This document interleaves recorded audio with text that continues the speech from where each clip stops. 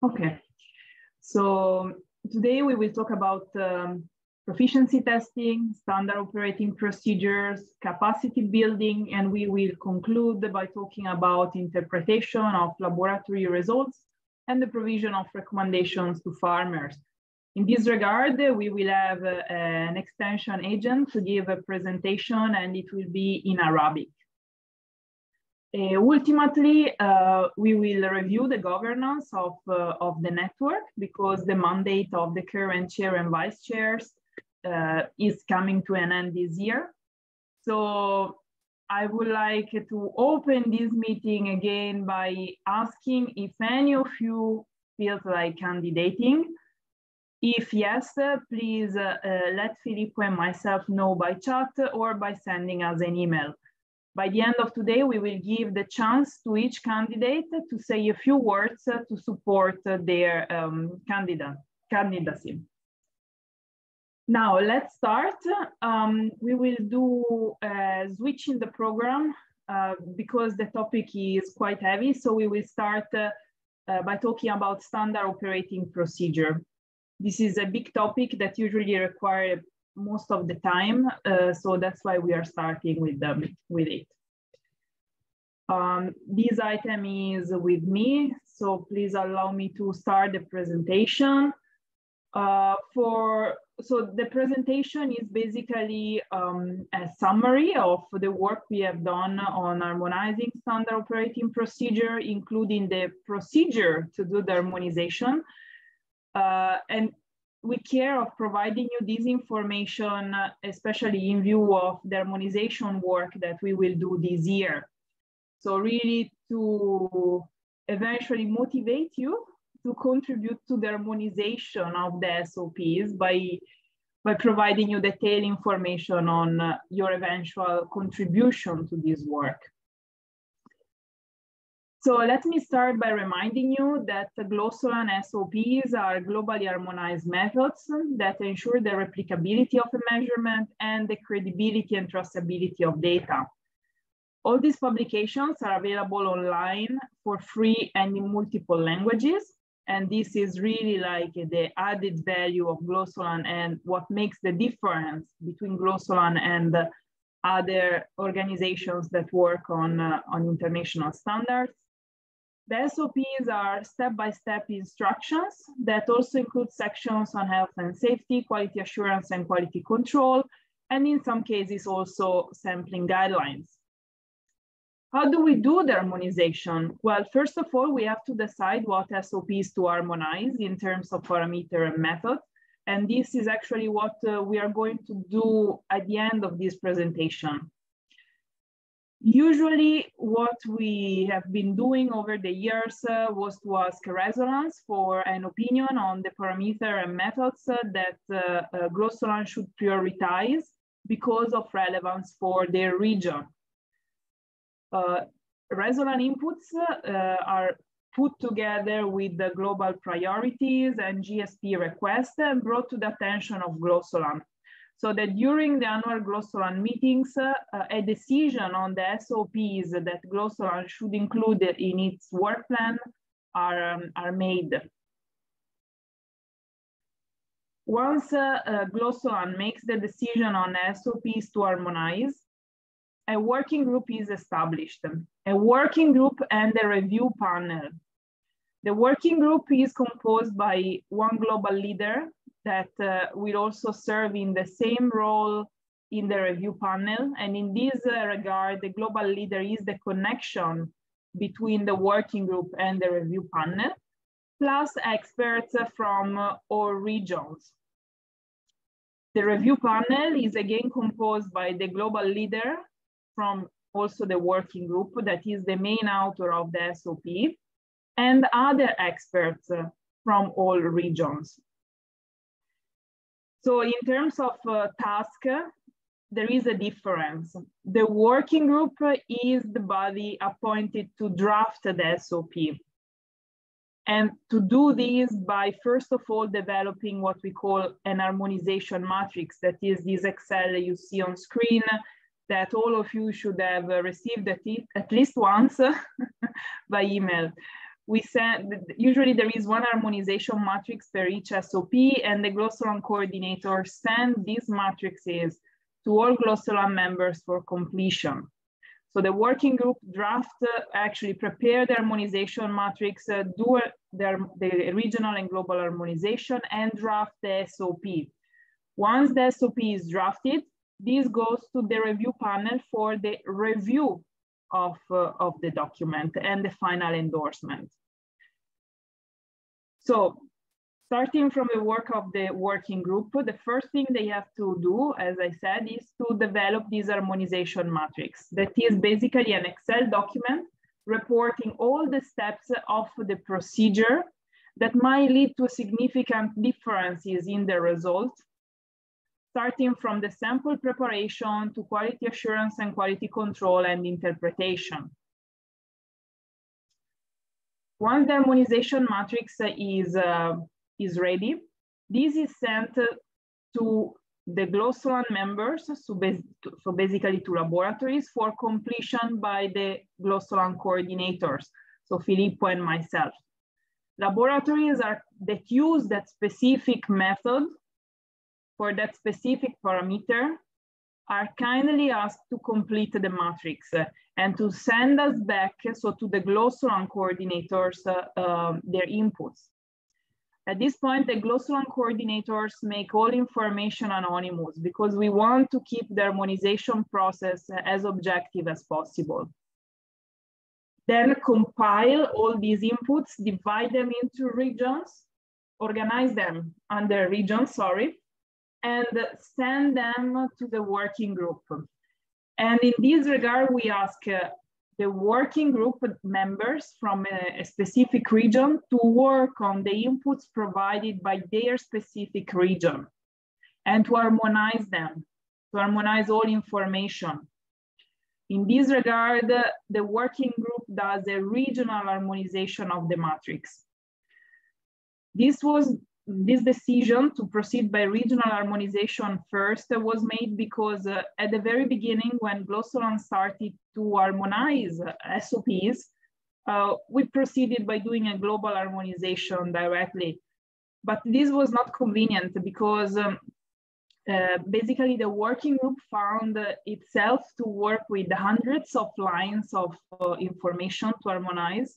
And in this sense, the work was not very organized, and there was the risk to lose information on the way, especially at the beginning now when we focused on really the most widely used methods in the world, like Walkley and Black. So we decided to do a regional harmonization first, so that regional members of the working group could also have a good insight on what's happening in their region, and also by having a good insight of a knowledge of their region could also make a better harmonization. And thereafter put these regional harmonized matrices together. So at the end, we would end up with 7 to 8 lines of information to do the global harmonization. So once the regional matrices are harmonized into a globally harmonized matrix, it's time to start writing the SOP. So what is in the matrix is translated into text using the Glossolan SOP template. Once the working group is done with the review, or actually with the drafting of the SOP, the review panel start to work. So they review the work done by the working group.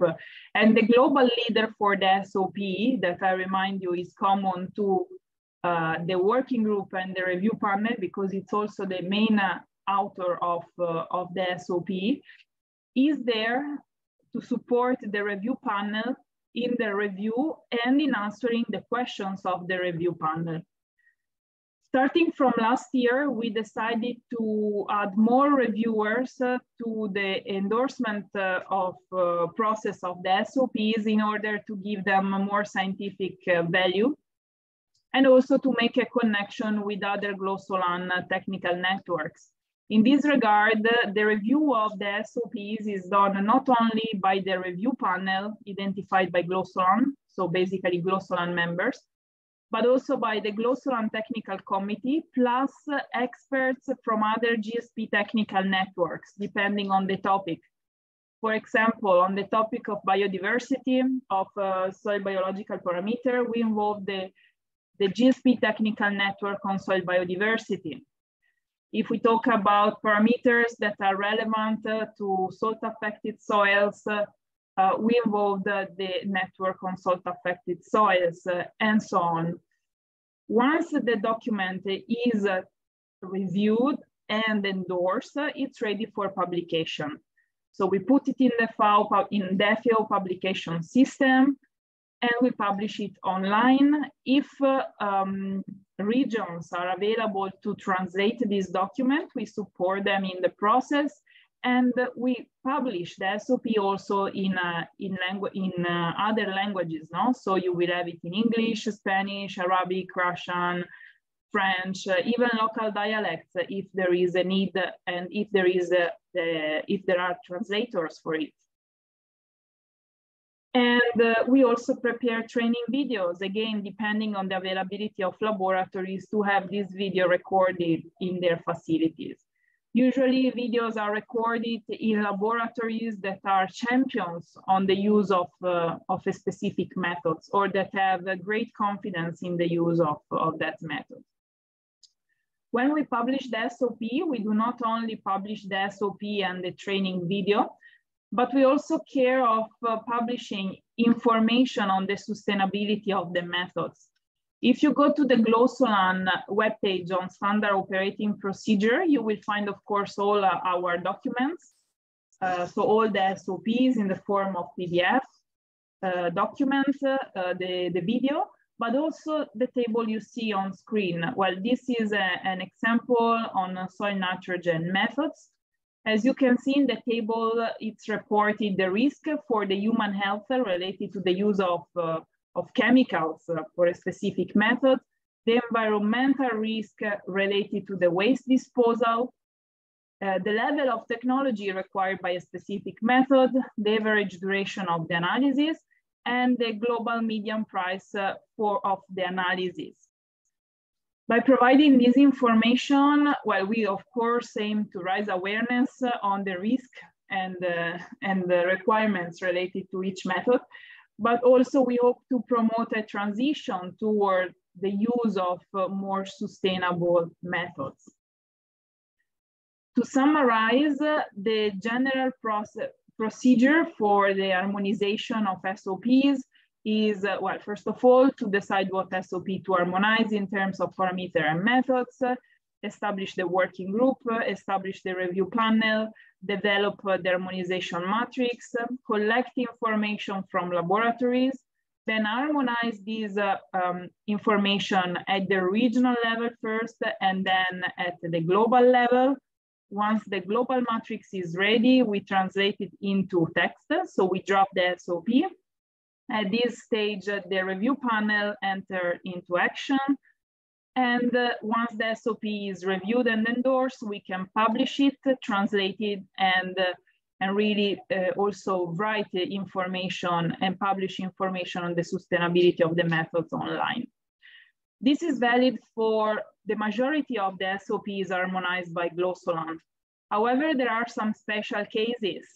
Special cases refer especially, for example, to SOPs on biological parameters, on soil pollutants, and basically all parameters of methods for which we find a few experts on the topic that are available to work on the harmonization of the methods, or also methods and parameters for which that are not widely used. So we don't have many laboratories that provide information by completing the harmonization matrix.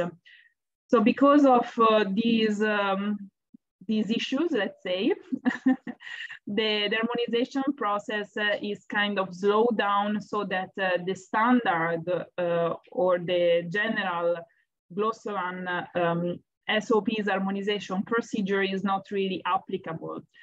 So we found a solution to it, a proposed solution. The solution is the following.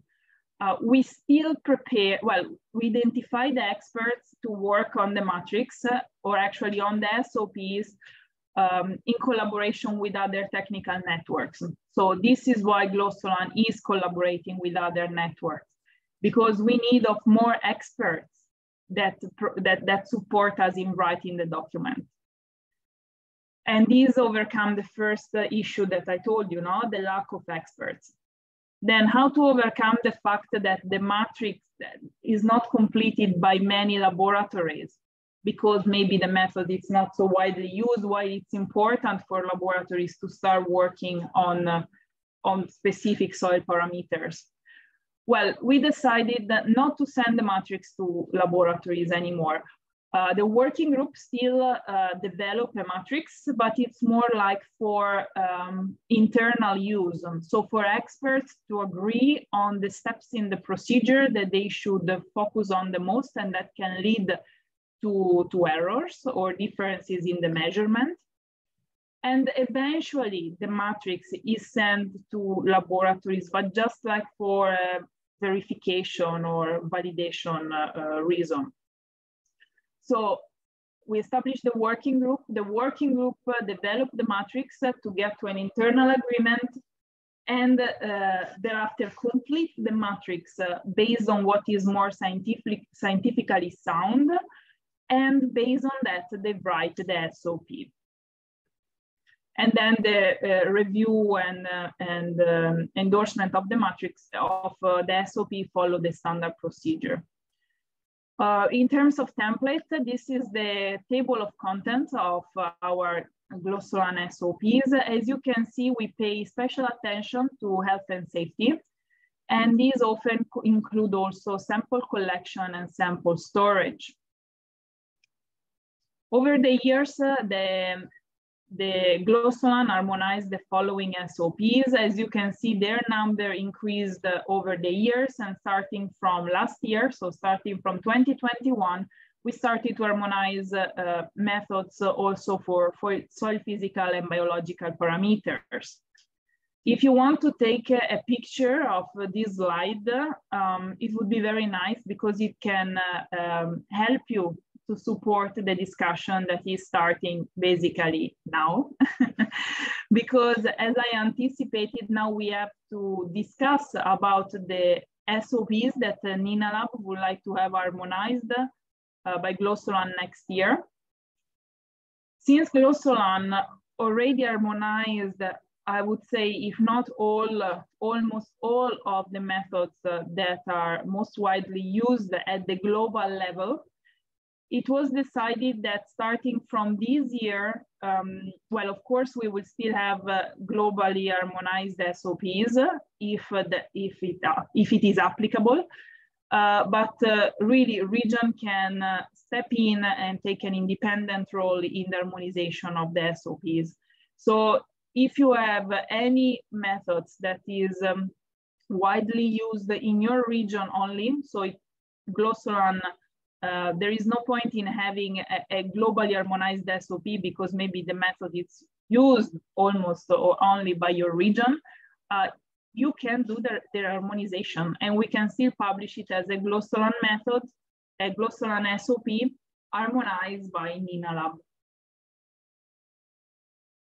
So now we have to brainstorm on what you would like, on what method you would like to have harmonized in terms of chemical, physical, and biological parameter. For your information, the CNET and the Eurozolan meetings already took place, and these are the requests that they made in terms of SOP harmonization. So CNET suggested to do DNA extractions and laser granulometry method and PARIO method. Eurozolan suggested, well, supported the proposal of CNET, but went a bit forward, also suggesting the harmonization of methods that they will carry out as a region. So for example, for their region, they suggested to do CSE and exchangeable cation by hexamine cobalt trichloride extraction, available anions and cations by calcium chloride extraction, phosphoroaluminium in ammonium lactate. And eventually, we will have to do a bit of work on this, but still this will be done at the regional level. They want to harmonize the SOP for micro and macronutrients by X-ray fluorescence spectrometry and organic contaminants. At the global level, they said that, well, in addition to supporting the request of CILNET, so the request of Asia, they want to have the SOP of mineral nitrogen that unfortunately was a bit postponed in the Glossolan work plan. This is an SOP that should have been published a couple of years ago, but then the global leader for the SOP got sick and we had major delays in its harmonization. So they said that still it's important to have this SOP published and to have it combined with available nitrogen by calcium chloride extraction. So now, in Italian we say the ball is with you. I would like to open the floor for comments and actually for suggestions and decisions on the methods that we should harmonize as NENALAB. So please feel free to take the floor. You can raise your hand and make suggestions, or you can write in the chat. Now I will also would like to ask for the support of Fasil. Fasil from the NENALAB steering committee, can you please support me in moderating the discussion on this item, please? Yes, of course, Lucrezia. Good morning. Hi, everyone. Thank you, Fasil. Thank you. Yeah, yes, you have rightly outlined everything as well as clearly. There's no need to mention about having a harmonized SOP at regional level, because we know that many countries in one way or another are now giving due attention to their soil resources. So it's really very much critical, really, to have a reviewed and sometimes harmonized SOP. So probably I have a general question or maybe comment to the audience. When we see the NENA region, basically it is a region where water matters, which is aridity is fundamentally a problem. So the soils are basically, particularly their properties are hugely impacted by aridity. So as we prepare to identify maybe properties which immediately need to have a SOP, I think we have to probably highlight major issues. For example, we know that salinity, as Lucrezia said, or salicity is a problem. But when it comes to determining the EC, electrical conductivity, or maybe even the exchangeable cations and anions, and even eventually when having those cations in place to compute either SAR or SCP, it's not really standardized one. So probably some laboratories, because of simplicity, they use a 1:5 ratio, for example, for EC determination, or others, they use a 1:1. Others, maybe even saturated paste, and so on and so forth. So I think that would be maybe the first issue to look at. And second thing is, we also know that these regions have huge land masses of calci soils and gypsy soils. Therefore, there is no doubt also for having SOP like on the determination of secondary calcium carbonate, which is really very, very important, because we know that since water is a problem, rain-fed agriculture is not widely practiced. Then apparently, depending upon the regions, irrigation is still the most choice activity. Therefore, one has to consider, of course, the secondary calcium carbonate level. So really, it's also very important to harmonize. Dominantly, we use a calcimeter, but still also there are 4 or 5 methods known to many soil scientists so as to determine the calcium carbonate level. The other one is again sulfate, which is also common in gypsy soils, which is again gypsy soils, another prominent soil type in the Ireland regions, particularly in the NENA region. Therefore, it's also very good to have a standard SOP in determining again the sulfate level, because we know that, for example, the Dumas method, which Kureza mentioned earlier, can help us to determine the total sulfur content.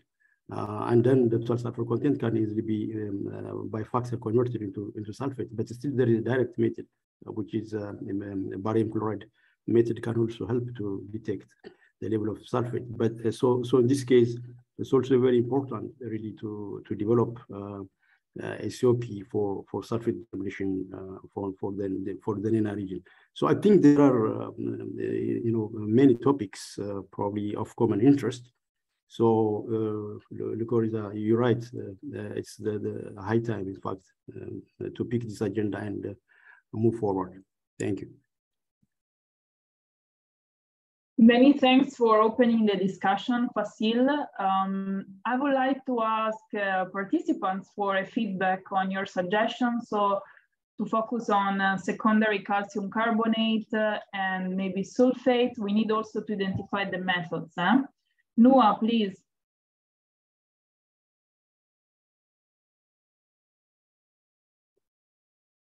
We cannot hear you, huh? Hello, you hear me now? Okay. Yes. Good morning, Lucrezia, and good morning, everyone, for the second day of our discussion and meeting. First, I am agree with Karim regarding what he told regarding these NENA regions.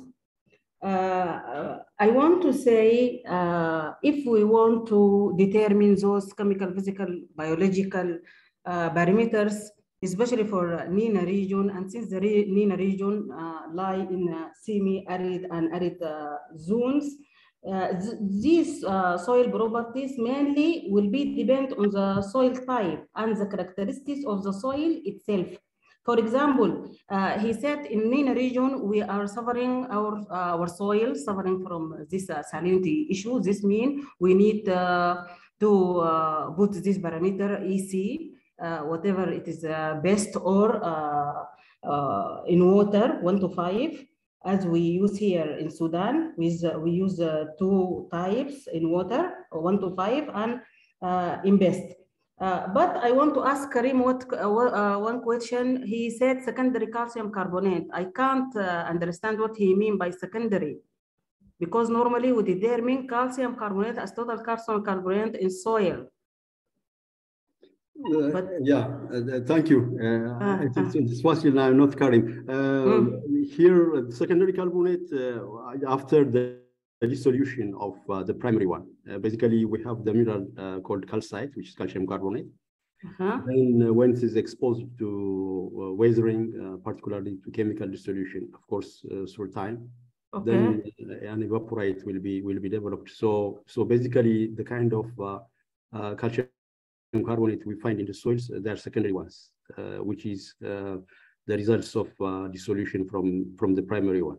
Therefore, the way how you report is different one. But in this way, in that way, what we have to determine is how much lime we have, because the ultimate effect is 2. Number 1, it hardens the soil, meaning it will prevent the percolation of water.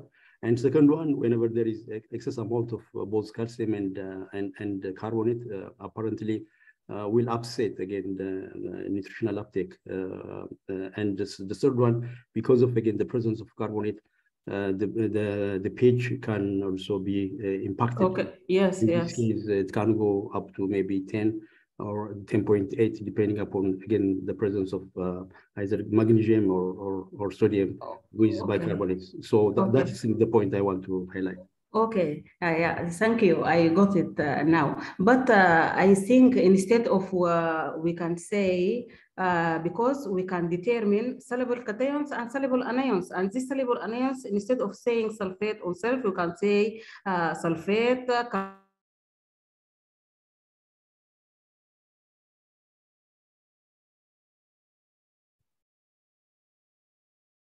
No, I don't know if it's only me, but I can't hear you anymore. Me too, yeah. Of sodium hydroxide. No, wait. No, sorry. Can you start over because we lost you? Okay, I said, he said secondary calcium carbonate, and he mean, as I understood, those carbonate and bicarbonate. Already, we put those properties under soluble anions. Those soluble ions is sulfate, carbonate, and bicarbonate.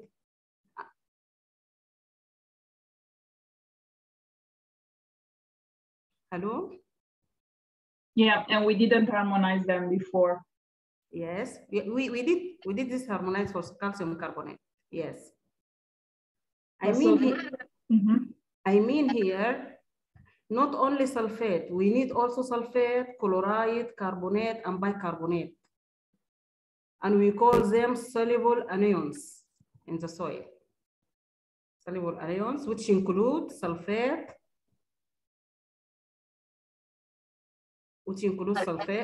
yeah, sulfate, chloride, carbonate,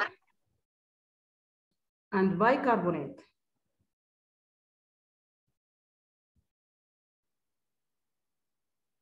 Yes. So by what method? By titration method. We use here micro titration method. And also soluble cations.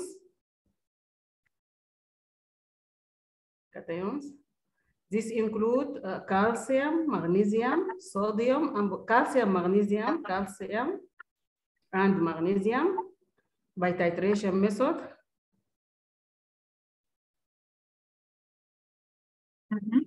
Sodium and potassium using flame photometer.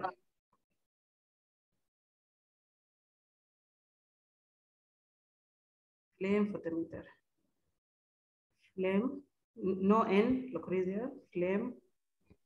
Yeah, remove N. Oh, yes. Okay. So we didn't harmonize them before. No. We did, even with glossolan, we didn't do them before. Okay. Yeah. Let me have a look at this. Yeah. Yeah, like Eurozolan would do them by calcium chloride extraction. No, this available anion. This yeah, this is different. Okay. Yeah, this is soluble. Yeah, it's different. Okay. Yeah. And as you know, Lucrezia, in case of Sudan, already here in Sudan, we harmonized for this chemical properties with glossolan, total nitrogen available, phosphorus, pH, and EC in water and best. And organic carbon, alkyl and black method, calcium carbonate, and cation exchange capacity, organic matter by loss of ignition. We did all these parameters with glossolan. I don't know if we need again to harmonize them under NENA lab. No, we lost you again. Sorry, the network is very bad. I said we need again to harmonize these parameters, chemical parameters, under NENA lab. We lost you again. Sorry. You hear me now? Yes. We got the point, I think. I said we should to harmonize these chemical parameters again under NENALAB for Sudan case. So this is for regional harmonization. Yes, I know. Okay. Yeah, I mean those already we did with Glossoland. We need again to repeat them under regional harmonization. Okay. So what everybody think about it? May I something, please? Sure, please, Sadiq. Okay. Only notes about the what said about the chemical analysis. I think what mentioned, it's common and not specific for the region of NENA. This analysis is not specific as you want for the NENA. This is common and the references, this is found in the references as we follow it in our analysis. I think this is not specific for the region. This is common analysis. Thank you.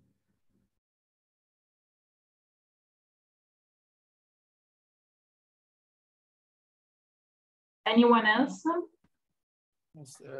Yes, Lucretia. So I agree also with these parameters.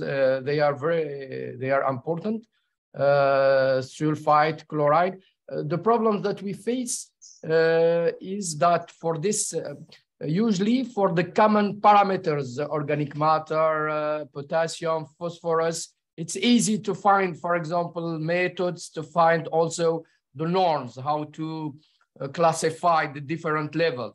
But for these parameters, like sulfite, chlorine, carbonate, sometimes we find difficult to find not only the methods, but also how to interpret the results when we do the analysis of chlorine, for example, in soil, how to interpret these levels according to the type of soil and so on. So I think that it's it will be very useful to standardize or to harmonize these methods. It's a real need. Concerning the question of our colleague about if they have to harmonize the methods, if I understand his question, at the national level. So I think that what we are doing here is to harmonize for the whole region.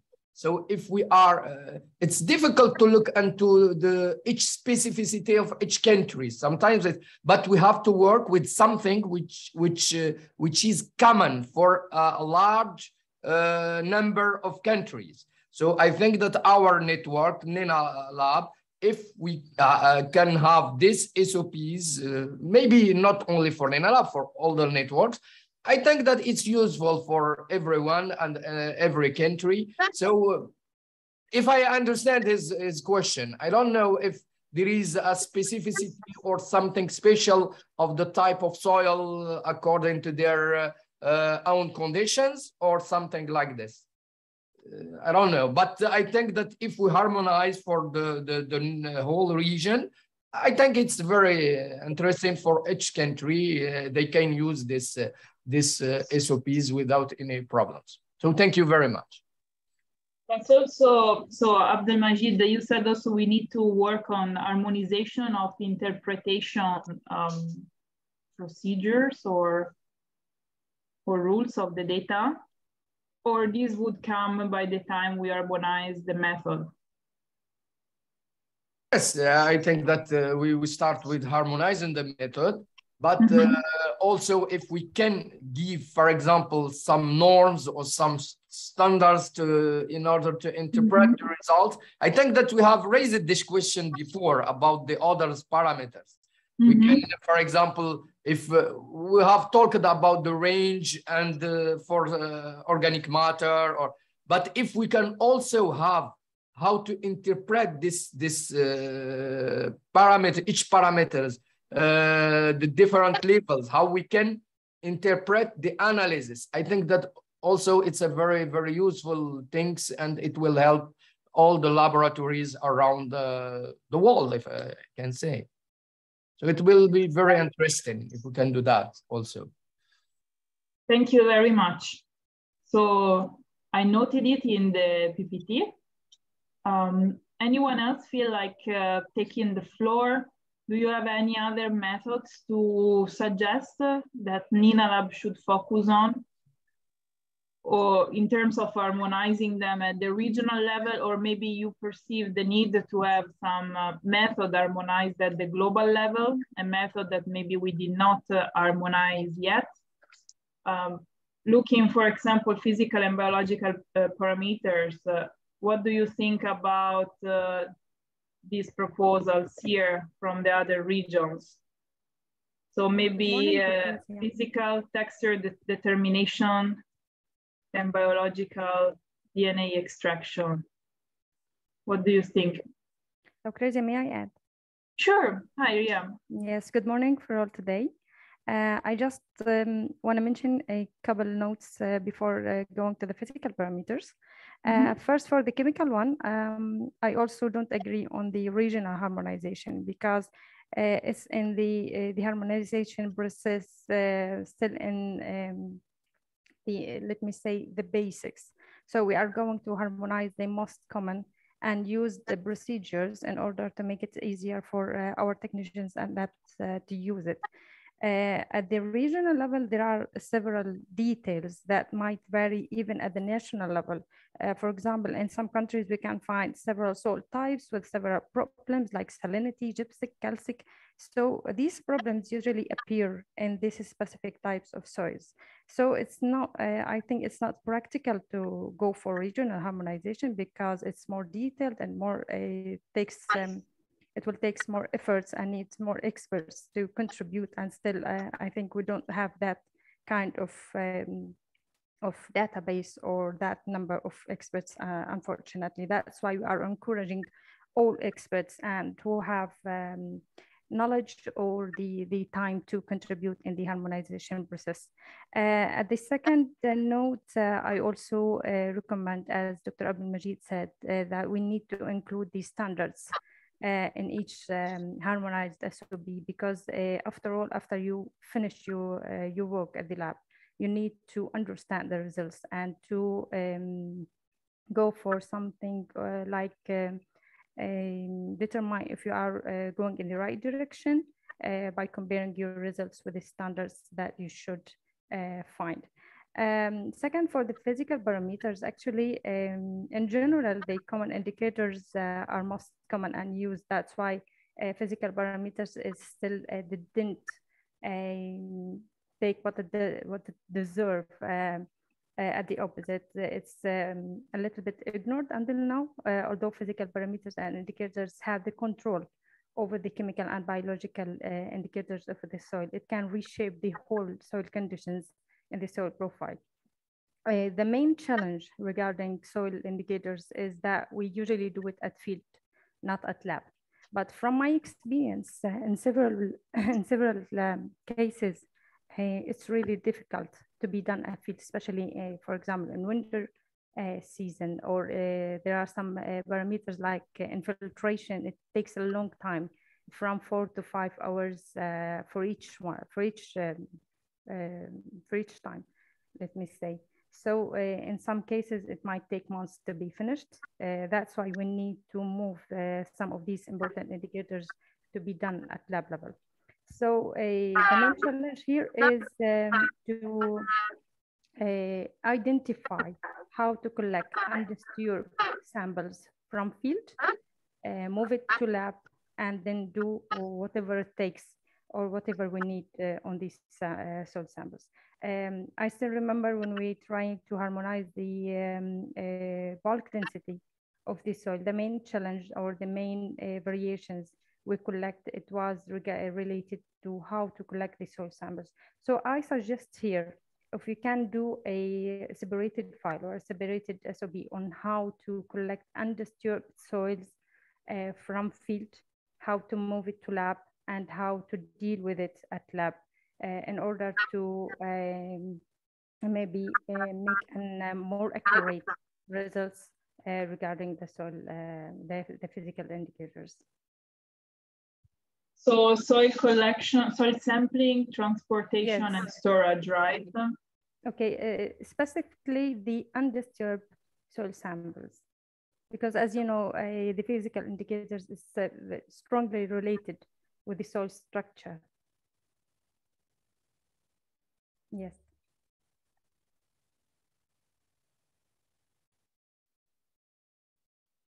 Actually, this is well, we didn't think about an SOP. We called them like guidelines or manual that we indeed thought for a long time to harmonize together with the former pillar 4 of the GSP. But we never did it. But I share your point. We have to do it not only for undisturbed soil, but for all types of soil in general, and also maybe like for polluted sites and things like that. So to have like good guidelines on how this should be done. I will actually put it under physical, if you agree. Yes, it's more important for the physical indicators. Yeah. Because until now we have only, I think there was a manual from GSP about soil sampling. Yeah, that's outdated. We have to renew it. Yes. Yeah, good point. Colleagues, this is fine with you?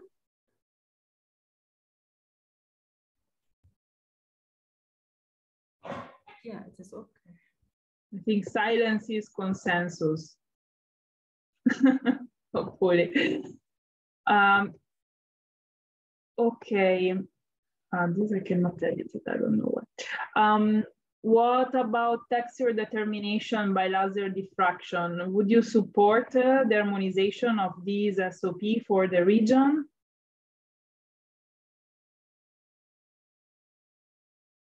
I mean, they want to do it at the global level. Noah, your hand is up. Would you like to talk? Or it's from before?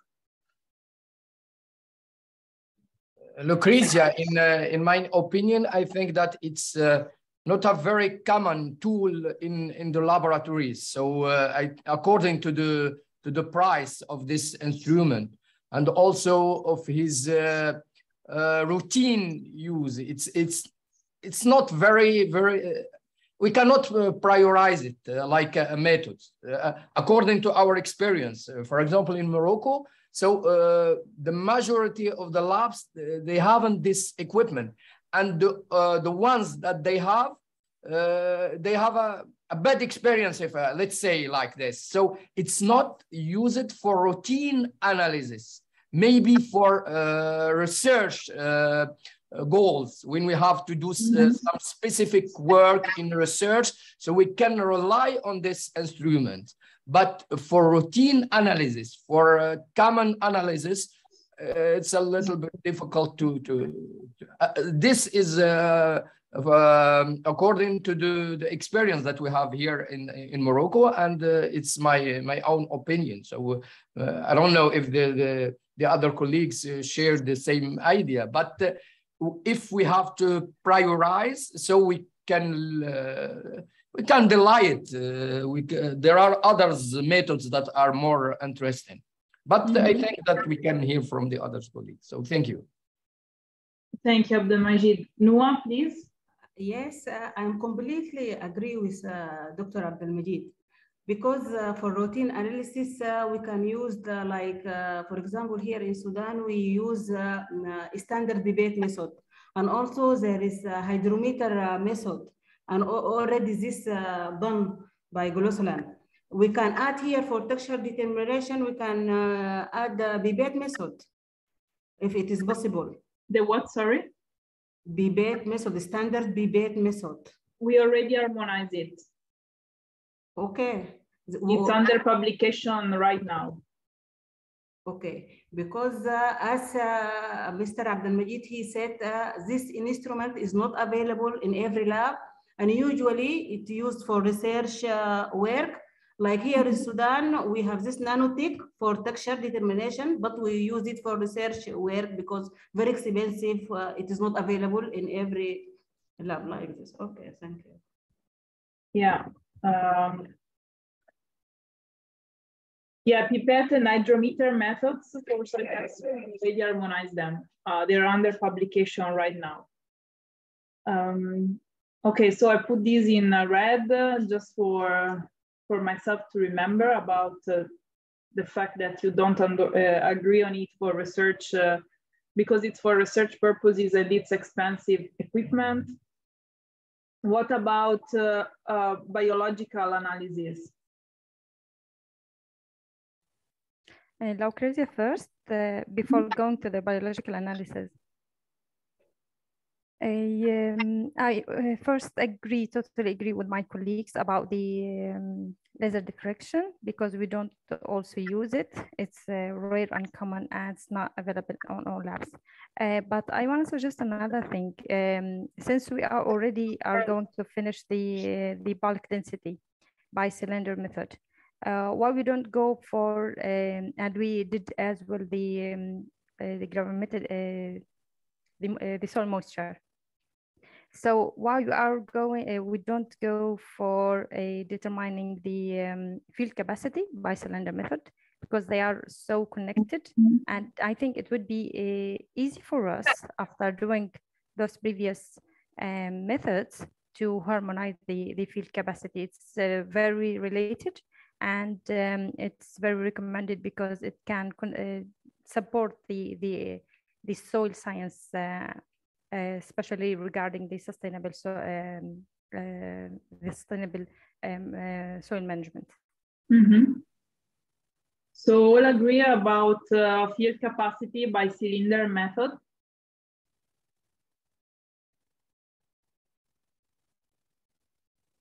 I guess so.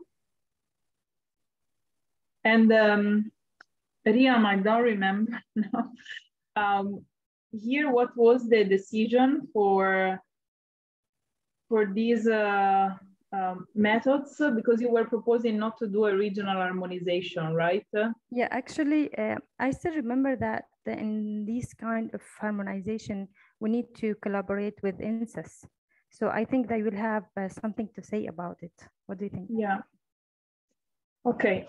Because it's very connected with the special cases like salinity and these soils. We will discuss it at the Glosson meeting. I will put it like this. Yeah, if INSES contributed, it's not a regional harmonization anymore because, as you know, soil salinity is a global problem. Mm-hmm.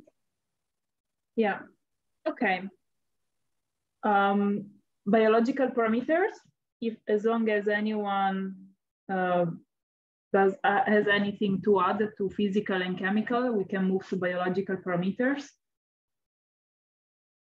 What do you think about looking at DNA extraction, or is there any other parameter you would like to look at first? We already did microbial biomass, soil respiration, microbial enzyme activities, nitrogen mineralization, nematodes trophic groups, QBSAR, and ISO-TS-DF.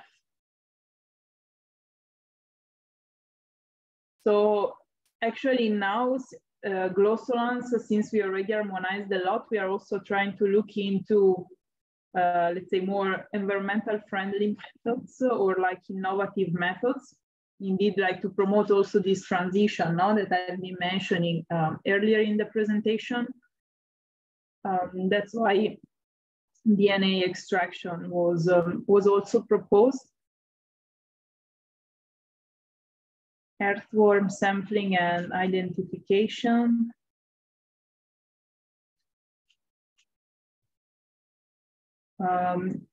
Filippo, can you please tell me, since you are following up on these methods, earthworm sampling and identification was already somehow addressed or not? It's not earthworms, are nematodes. Okay, so we can add them. We can add earthworms. Yeah, I don't know which kind of method they want to, like, should be more specific. Maybe I don't know if there is a specific method for earthworm in general. I think this is by counting and then Yeah, because there is like an SOP on arthropods. I don't know if I don't think this one includes that one, but we can propose, yes. Mm-hmm.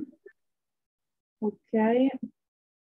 And also there was a proposal for stability test. This would still be for physical parameters, I guess. We didn't do it, right, Filippo? Stability test. No, there is a proposal on aggregate stability, though. I don't know if it is the same. Zora Abail, so do you mean aggregate stability by stability test?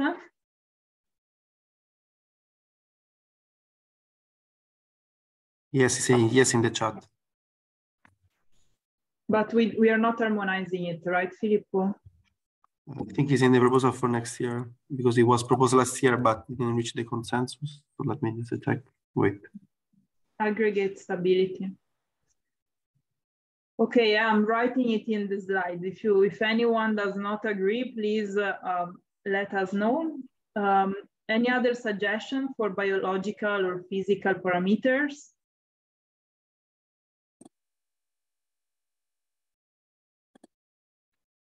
If not, I think we can close this item. As you could see, it was a long item. Yes, Karim, please. Can you hear me? Yes. Hello, everyone. I just want to add something. As we know, we have a serious discussion about SOP that NENA should be developed in the last meeting.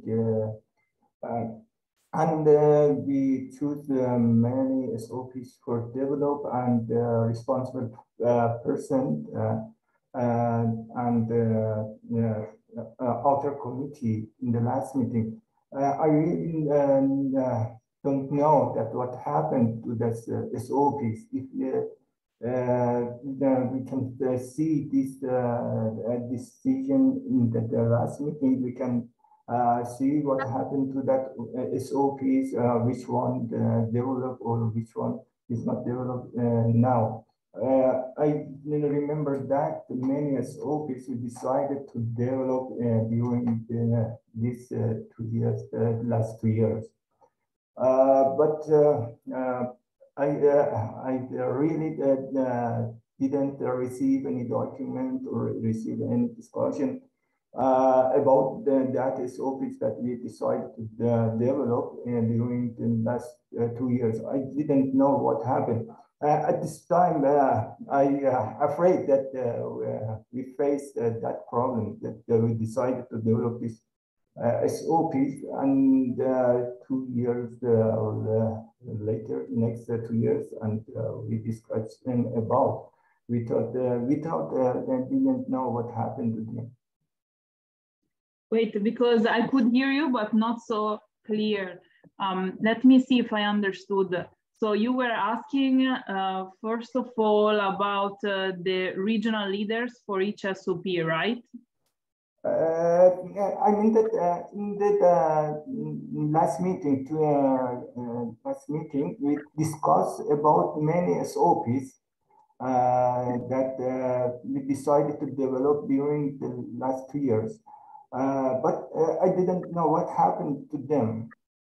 So yeah, to answer your question, until last year, the procedure was a bit different, or actually starting from this year, the procedure will be a bit different, because last year we collected all inputs from the regions, and then Glossoland decided what SOPs to harmonize.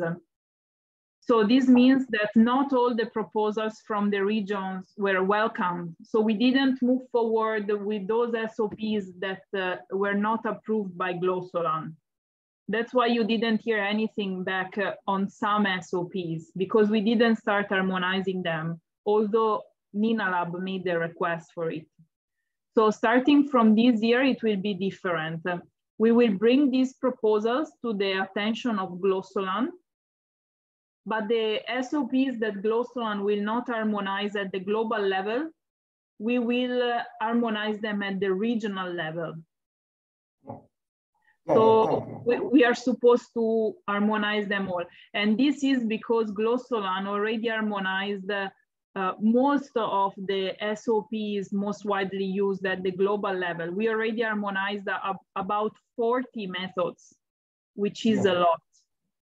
So that's why now, starting from this year, we will give more freedom to the regions so that you will hear actually from all of these methods. We will do follow-ups. We are not identifying the regional leaders yet. We will do it at the later stage. While in the previous year, we also identified the regional leaders during the meeting. This year, maybe we can do it by email in order to not get stuck on the meeting, and also to allow also members that are not here today to contribute to the methods. Yeah, thank you. But if you volunteer to harmonize any SOP in the previous year and Glossolan agreed on the proposal, so we ultimately did the harmonization, you should have received an email asking you to confirm your contribution to the harmonization process and actually to kick off the work. It's actually, I am contributing developing SOP in the global level. I mean that in the regional level. No, at the regional, we didn't do anything until this year. Yeah, thank you. To you. Here I'm reading more suggestions. Bull density was already. I have Lucosia. It's fácil. I am a little bit uncomfortable with regard to the remark made earlier by one of the speakers about the need of regional SOP. I think for me, it's really better to have a regional SOP for main reasons. First of all, from my own experience, we can prepare a meaningful SOP for each property based on research outcome. So, for example, now, if you look the issue of salinity, we know that global problem. But when it comes to the source of soluble salts, of course, it's depending upon the region where the specific issue is considered. So, for example, one of maybe the cause of salinity could be coastal salinity, which is in this case intrusion, and maybe the other one could be in the midland areas. Groundwater, poor quality of groundwater. In that case, if it is brackish, and maybe the inherent palm material could be also the third one. So apparently, the different sources will cause salinity, but the way they are managed is different, of course. So that will trigger probably for me to develop region-specific SOPs that will scientifically address and solve the problem. So I don't know, maybe we need more time to debate in the future. Otherwise, the global SOP alone will not help to address. Of course, we have to start first harmonizing at national scale, and then we can also come up at regional level so that we can also discuss common interest or common problems. So I'm not sure really to conclude and maybe overlook the importance of regional SOP. That is number one with regard to salinity and alkalinity. And for example, the other issue is sandy soil. You know that sandy soil is again another problematic soil, which definitely does require special attention. And we see it again dominantly in the NENA region. So there has to be again a specific SOP that will again address the issue of sandy soil, the way, the texture, the way the structure, even though the way all the physical properties are measured are unlike the other soils based on its coarseness and other inert nature of the soil. So I think, Lucoriza and maybe the participants, it's very wise to look at very closely about the need in having, of course, regional SOP. So there are hotspots, in fact, to be addressed by joining arms at the regional level. Thank you. Thank you, Basil. Nabil? Hello, Lucas. Hello, everybody. According to the physical parameter, we can add soil moisture curve using ceramic blade because it is very important parameter for irrigation. Mm-hmm. And as we know, our region is dry and need this parameter. Also, we didn't do it already, this one. Soil moisture? No, with ceramic. You need to... I'm asking Filippo, sorry, because he's looking after all the SOPs, so he knows them by heart. Come again, sorry? The one with ceramic plates. Yeah, it's PF curve. Yeah, we did it, no? Yeah, we are harmonizing currently. Yeah, it's this one, water retention curve. Yeah. It's taking into account both sandbox and ceramic plate. Okay, thank you. Sorry, Nabil. You're welcome. I remember about ceramic plates, but I wanted to make sure. Okay, thank you. And Filippo, since you are here, what about mineralization? I also remember that we touch it, not here. Yeah, it's in the biological for this year. We are focusing on these three mostly. The first one is almost done, ready for review, the one on microbial enzyme activities. Then we have this one on nematodes, and then the nitrogen mineralization by incubation method, which is like a very basic procedure to operate in the lab. So you just need basically a good freezer, a good fridge, and the temperature controlled by the thermometer. So almost this one is proceeding. Yeah, indeed, already done. Okay, and these answer one of the points in the chat. Okay, I think we addressed them all. Yeah, to answer Fasil, here indeed, I wrote it like this about the regional harmonization. And then let's see, we will not close here the discussion. We will bring it to the next level. Okay, for time's sake, I would close here this item. I thank you very much for contributing to the discussion. I think we have a good plan for the coming year. And now we could maybe open the item on the proficiency test. So I would give the floor to my colleague Filippo to give the presentation on the regional PT results and then start the discussion. Thank you very much. Thanks a lot, Lucrezia. As mentioned yesterday, now we will present a little bit what are the outcomes of the Global MPT launched in 2021, but basically established in 2022.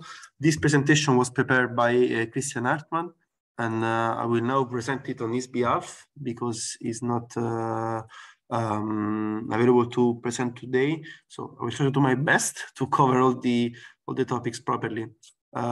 Just a few remarks before. This presentation provides an overview of the results of the laboratories from NENALAB. Each laboratory which joined the proficiency test should receive an individual report shortly. We are distributing them currently. So if you didn't receive yet the report of the proficiency test, you will receive it, I think, in a few days' time.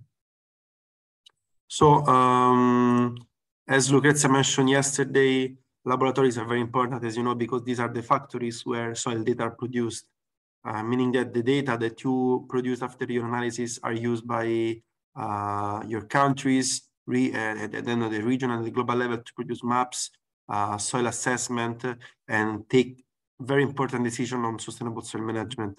Therefore, the precision is essential. We need good quality data. To do so, we need Glossolan-like is supporting laboratories to improve their analytical capacity in terms of quality. And the question is, we would like also to share with you is now, is it possible to get same results, similar results from different laboratories? This is what we should aim to now. We should theoretically suppose that sending the samples to different laboratories, we should get similar results.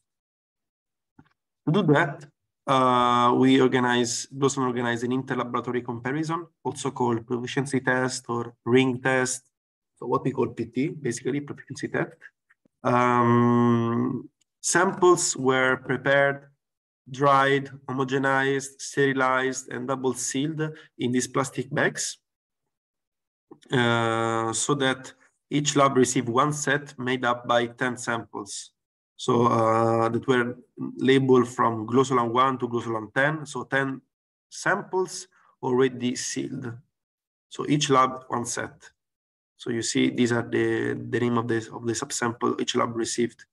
But something that you didn't know is that actually each set contains only, say, 6 different soils, because among these 10 samples, 5 of them were replicates, meaning that we got samples, the soils A, B, C, D, E, and F.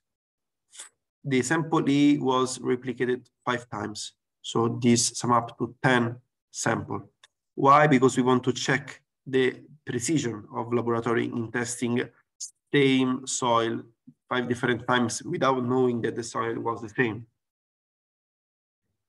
So laboratories received these samples that were randomly distributed. So the Glossolan 1 didn't correspond to A and so on. And this is the order of the samples. So basically, we ordered the samples from the lowest to the highest carbon content. And I will show you soon some results. So again, samples from A1 to A5 got the same content of carbon because we're the same soil, basically.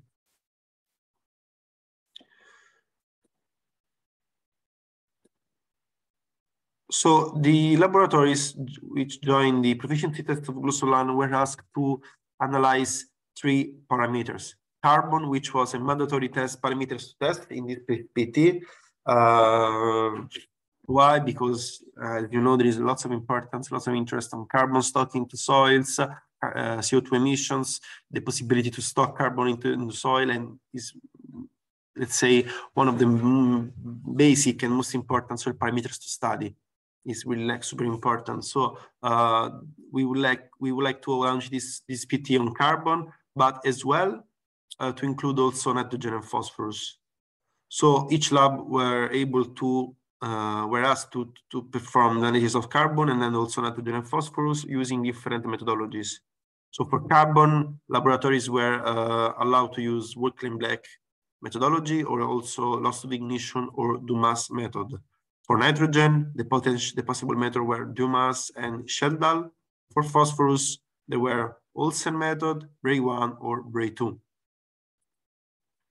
Today, the samples we will, the overview we will share with you are only about carbon, because again, each lab will receive detailed information on each of the analysis they perform. And now we just look at carbon now to give you an overview. From NENA region, as you can see here, at a global level, more than 200 laboratories joined the PT. And on global level, the Work-Claim-Black was recognized to be the most used methodology to measure soil organic carbon. And this was the same in NENA. So NENA laboratories which joined the Glossolan PT mostly use Work-Claim-Black, and no one used Dumas. We still wonder why. Maybe we are thinking that the cost of instrument is too high. We would like also to hear from you. So if you have any suggestions on why laboratories in the NENA region do not perform carbon analysis using Dumas, please write in the chat. We were thinking about the cost of equipment again, but maybe there is just also other reason. I don't know. These are other examples. For instance, in Europe, for instance, Dumas is more frequent than Work-Claim-Black, while here is the other way around. So these are kind of You can see here in each region what are the most adopted methodology. So this is work in black, this is DUMAS, and this is loss of ignition. So you can see at global level also for each region where the methodology were used. So this is some statistical overview of the results. Again, we ordered the samples from the lowest to the highest. So the lowest sample got around 0.2% of carbon, while the highest more than 6% of carbon. So you see there was quite a big difference in organic carbon content. And this box plot is grouping the results around the median. So taking into account 50% of all results above and below within the box plot. These are replicas. Replicas means that just again, results for these 5 samples should get the same like position in the graph. Let's see if this was the case. More or less, yes, but still there's a little bit of uncertainty about some of them. Again, these 5 should have the same results because basically these are the same samples. Still, you see the precision is different from among different samples. Sorry. So still some lab have low precision issues. Especially for the last sample, you see how large are these bars, meaning that the precision here is the lowest. So there is a need to have better accuracy of the results.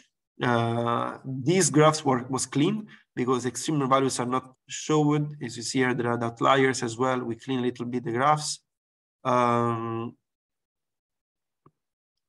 Loss of ignition, we didn't have any results.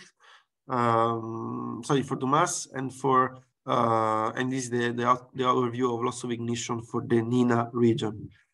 Again, different like box, but you see they are much larger here. Like there is larger, like lower precision in these graphs. Also, the values are larger. So basically, one of the conclusions is that if we use different methodologies to measure organic carbon, there is not always a straightforward process to compare the results. It's very important to always verify what are the methods that are used to get this data. Secondly, another PT should be organized because organizing global PT is very challenging, but also give an overview on the global scale, but sometimes it's very interesting, even more interesting, to get results of regional context. For this reason, we would like to also we were thinking that is worth it, could be worth it to organize a PT only among region or sub-region. So why not launching a PT among NENALAB, for instance? And also we encourage you always to launch PT among your national network within your country, so national PT. Again, and as I mentioned already, some labs have problems with precision.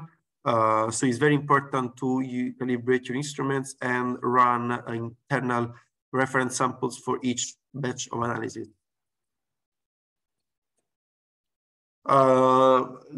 Few slides to show you how the results, the individual results will be presented to you.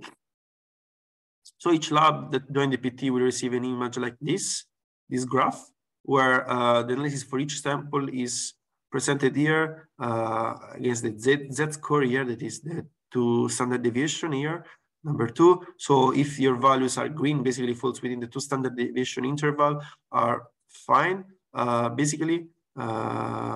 Then between 2 and 3 is questionable, and then above 3, there are some issues, so the results may be considered as unsatisfactory.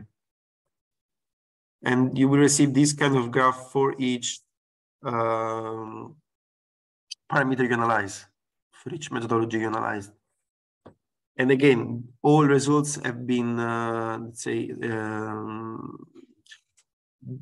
measured against the median. So what is the median values of all submission of all laboratories? We didn't measure the samples in a reference laboratory and use those values as a reference. No, we processed all the data submitted by all laboratories participating in the PT, and we use those median to compare the results. So this was just an overview of the PT results. So I'm reading the chat, and thank you for the answers about the Dumas method. So again, the cost. So we were thinking that the instrument is a little bit expensive. And also, as Riam is saying, there is more experience working back, so people are more confident in using this methodology, and this is not something reasonable, of course.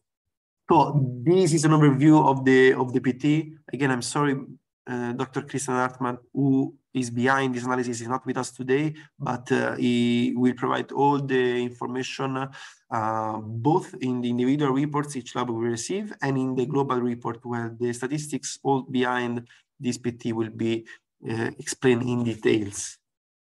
So I'm reading the chat of the, in case of questions, I'm reading from her, saying that it would be nice to have the data of a reference lab.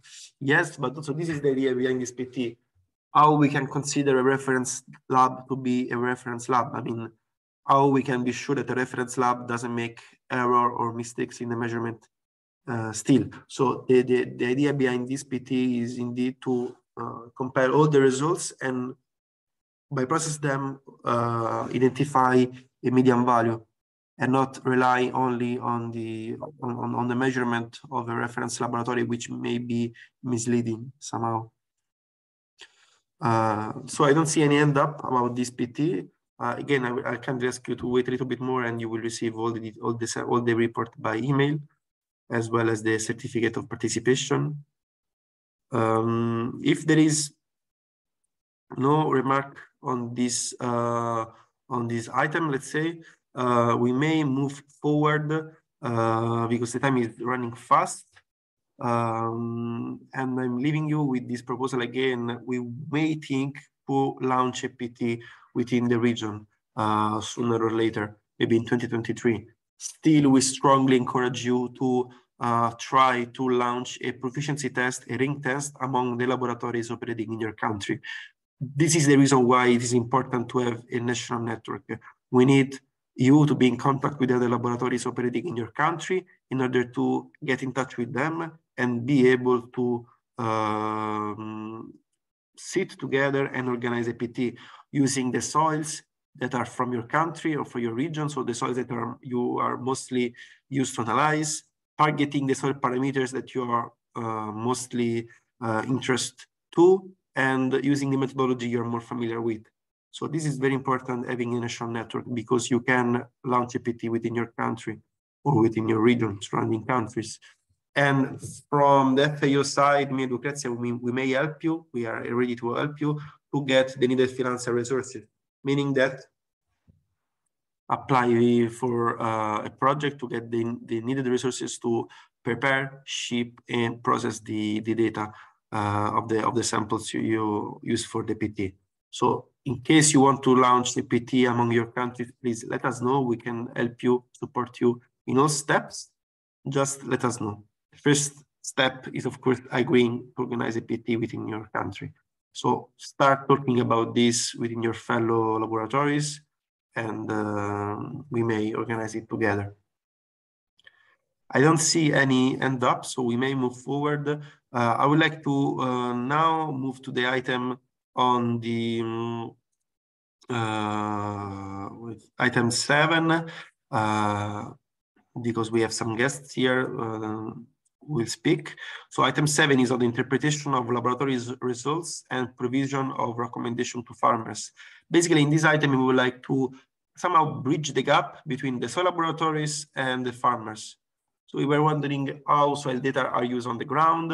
What is the relation between the farmers and the laboratories?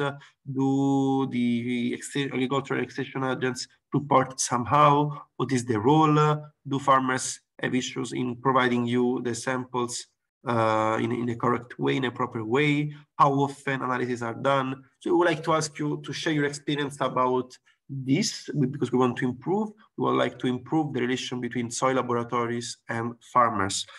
In order to do so, we invited an extension agent from Palestine, who will share a presentation. But first of all, I would like to give the floor to the moderator of this item, which is Mrs. Yara Kerala from the NENALAB steering committee. So I kindly ask Yara to take the floor and introduce the Mrs. Awatle, which is the speaker of this. The speaker who will present her experience about the relation between extinction agent farmers and laboratories. So Yara, over to you. Yes, thank you very much, Filippo. Hello, everyone, and welcome. Sorry. Okay. And welcome to the 7th item in the third NENALAB meeting. In this part, we are going to bring up an important topic. It's about the interpretation of laboratory results and provision of recommendation to farmers. I think it's a most important topic. Okay, it's a very important topic. It must be the most important because the final purpose of the laboratory interpretation of results by farmers. We will discuss this topic with our extension agent, who is Ms. Nujud Awatle from the Soil Fertility Department and General Directorate of Agriculture Land of Palestine. Ms. Awatle is going to discuss the importance of soil sampling, soil result and interpretation, and recommendation for farmers. Ms. Awatle, the floor is yours. Hello. Hello. How are you? I am Nujud from Palestine. Welcome. So this is my turn to start my presentation. Yes. Okay. Now I will share for you my presentation. Okay.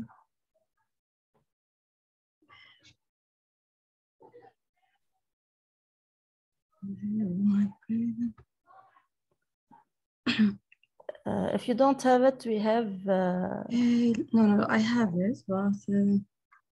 And yet I think Mrs.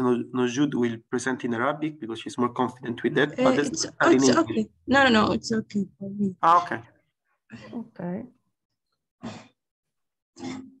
Okay, great. So I will present for today for the importance of soil sampling and result interpretation for the farmers. By the way, my name is Nujud Awatla. I am working in the Ministry of Agriculture in the fertilizer department.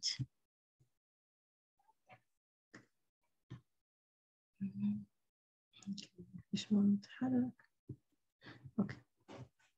So the first thing is the importance of soil sampling for proper soil management to ensure and to maintain the soil fertility status for better reproduction and sustainability for the next region, and also conduct or make land and soil classification according to use the classification systems, soil classification, land capability, and suitability.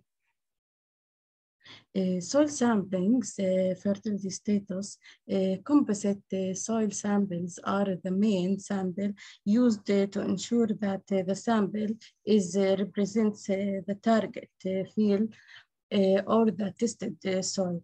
Samples must be taken randomly or in set pattern to ensure representative sample is collected as we are collecting small amount of soil to represent a large area.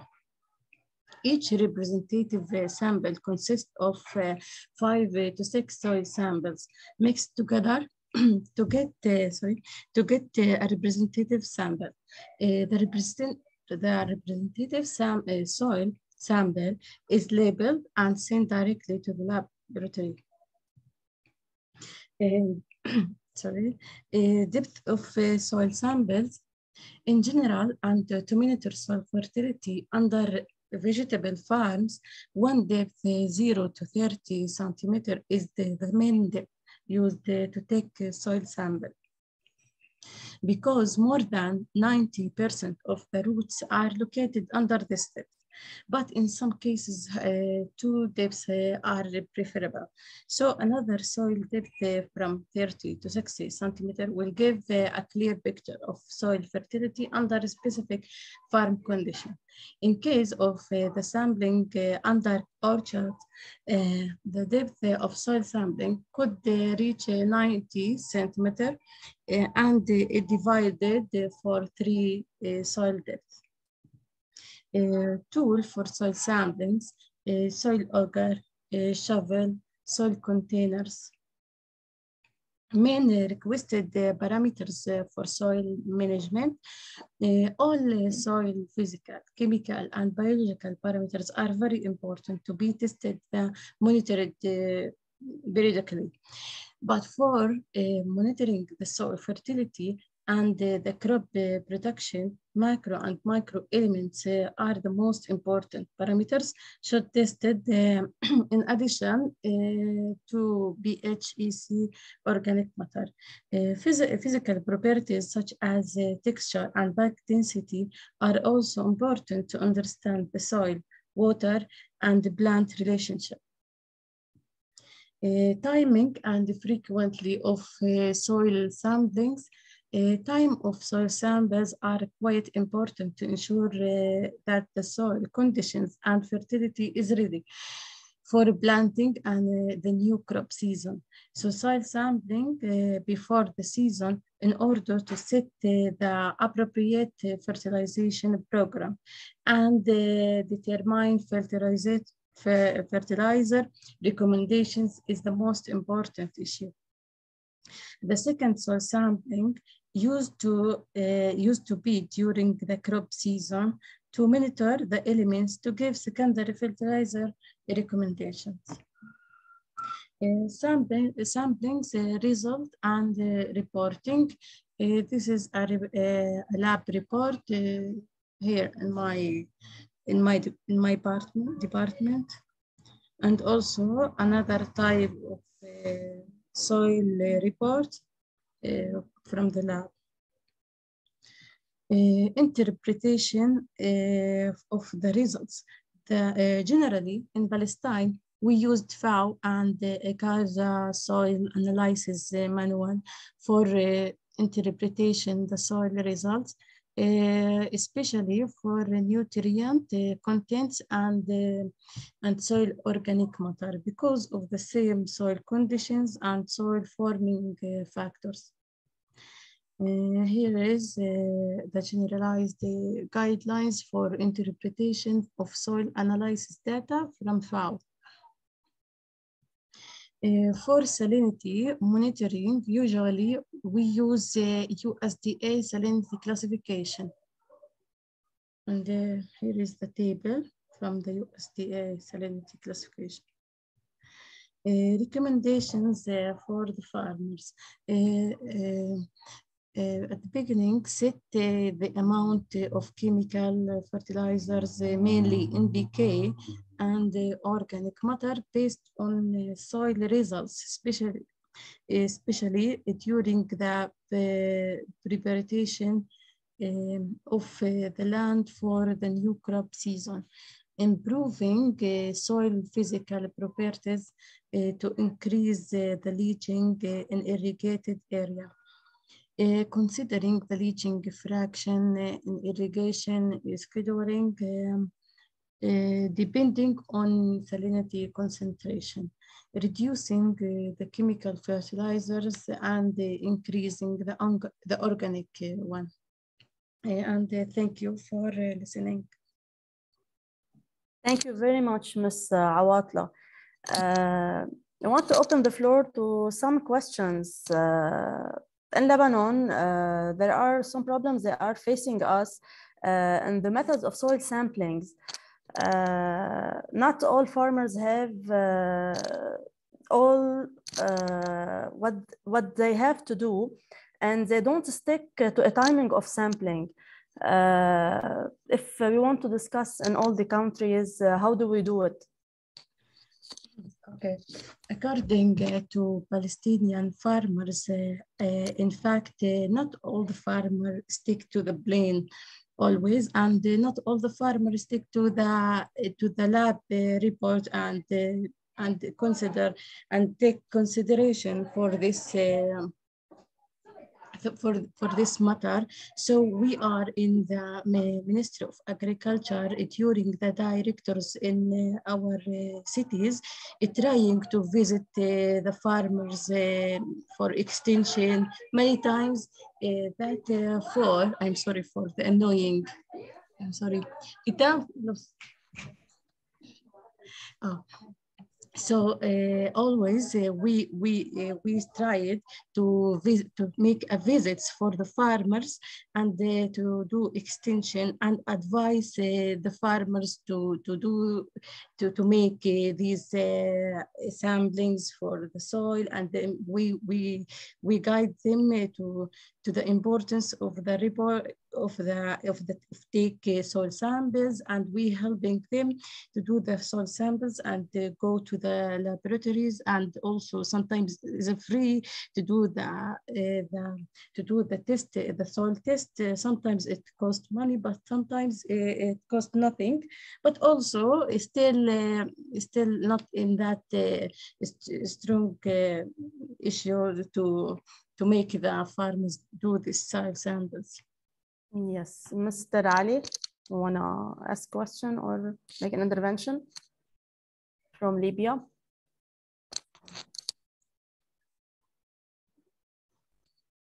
Okay. Okay. So Yes. your laboratory. Yes, sorry. Okay. So just I think that it's a very key issue to the recommendation. I think that it's in line with what I have mentioned before about that we have also that Glossoland has also to make this like a referential for the different standards for the interpretation and of soil analysis results, and how we can transform them to recommendation to the farmers, how to which amount of fertilizer to add, and in which way and in which period. This is very, very, very a key issue. So I'm sure that what we are doing so far is about harmonizing SOPs, and it's a very big issue, and it's very important, valuable things. But if we can add to this the recommendation, it will be perfect. I think that it's the different labs have this constraint. There are some private laboratories, they are really used with this, and they have some kind of software. So they have just to fill in the different analysis, and they can give you the result, the recommendation, which amount of fertilizer. You have to choose which crop you want, and they give you the amount of fertilizer, the type of fertilizer. And I think that is very, very useful. So if we can, if Glossoland can do this for the laboratories, it will be very, very, very useful and very, very important. Because it's the ultimate action of soil analysis. Why we do soil analysis? Just not for doing analysis, but we need to give recommendation. We need to help farmers how to apply fertilizer and how to get very interesting yields. So I think if we can do that, we can make it available to the different labs. So I think about small labs and also public labs. Some public labs, they haven't this, but private labs, some of them which are very rich, so they can afford this thing. So if we can do that, it will be very, very, very useful. Yes, of course. Thank you very much. Thank you. Thank you for your. Yes, exactly. We can do also awareness campaign about these things. So we have an issue with farmers, how to interpret the result. But what do they ask if a farmer comes and ask about analysis? Do they ask only for chemical parameters, or they are interested also in physical and biological one? According to yeah, in my experiments, actually, always the farm is concerned about the chemical information, because they are stick to the always thinking about the fertilizers, so especially in NPK. So always they asking about how to, not all of them, but the most of them ask concern about the chemical fertilizer, especially if a problem happened with the plants. If sometimes deficiency appear in the plants, so they force to make the test, and also concern about what the problem, what the deficiency of the elements, so what I have to add to the land to have a good production. This what farmers always concerned about. Mr. Ali Maudi, do you want to make an intervention? Hello. Hi. Good morning. Hi. I just want to ask about if we work with the farmers and to make a decision or to identify the problem with the soil fertility or what the plant needs. So in this case, to analyze the soil not enough. I think now in recent, most the company work in the analysis of the leaf of the trees or the plants to identify what the plant needs. Because if we just analyze the soil, because in our regions there are a lot of problems with the soil. So the soil analysis don't give us the fact, the fact amount what the plant need. So in this case, we need to analyze the soil and the leaves, and all of these case we can identify what the plant need. And thank you. Yes, thank you too. Thank you for your question, but as I mentioned, that all the analyses are very important to take the very focused results. But you have to take in consideration the abilities for our director or our lab here in Palestine. We are sometimes struggle with this type of demand, but at least we focus about the chemical and the physical properties, because it touched the problem and can solve the most of the problems here in Palestine. Actually, chemical and physical reports are still enough at the most time. It's enough to solve the problems here in Palestine. Thank you. Yes, Mr. Ali. Yara, please, may I add? Yes, who wants to speak? Ms. Solaf? Yes. No, I'm Riham, actually. Okay, sorry. No problem. Hi. Let's be agreed first that building a strong relationship between soil labs and farmers is very fundamental, because they are the practical users of the arable lands. So building this strong relationship can help us in supporting and improving the sustainable use of the arable lands and protecting our soils from several threats that, let's agree, most of them, or a great part of them basically derived from the wrong agricultural uses in some cases. Can you hear me? Yes, we can hear you. Okay, so let's start with describing the case in Syria, for example. We receive several soil samples from farmers each year. and we encourage them to do the soil samplings and to follow on the fertility level and the soil conditions in general for their lands for sustainable use and higher yields. Of course, each soil samples, we run about 7 to 8 indicators, which include pH, EC, calcium carbonate, organic matter, nitrogen, phosphorus, and potassium in general, in addition to the soil texture. This is in general. But we always stress on the presence of farmers to the soil labs. That's because of 2 reasons. The first is to ensure that he get the soil samples correctly. It's very fundamental, and it can reshape the whole results. So we need to ensure that he get his result, his sample in a correct way. Otherwise, we recommend to repeat the soil sampling. This is first.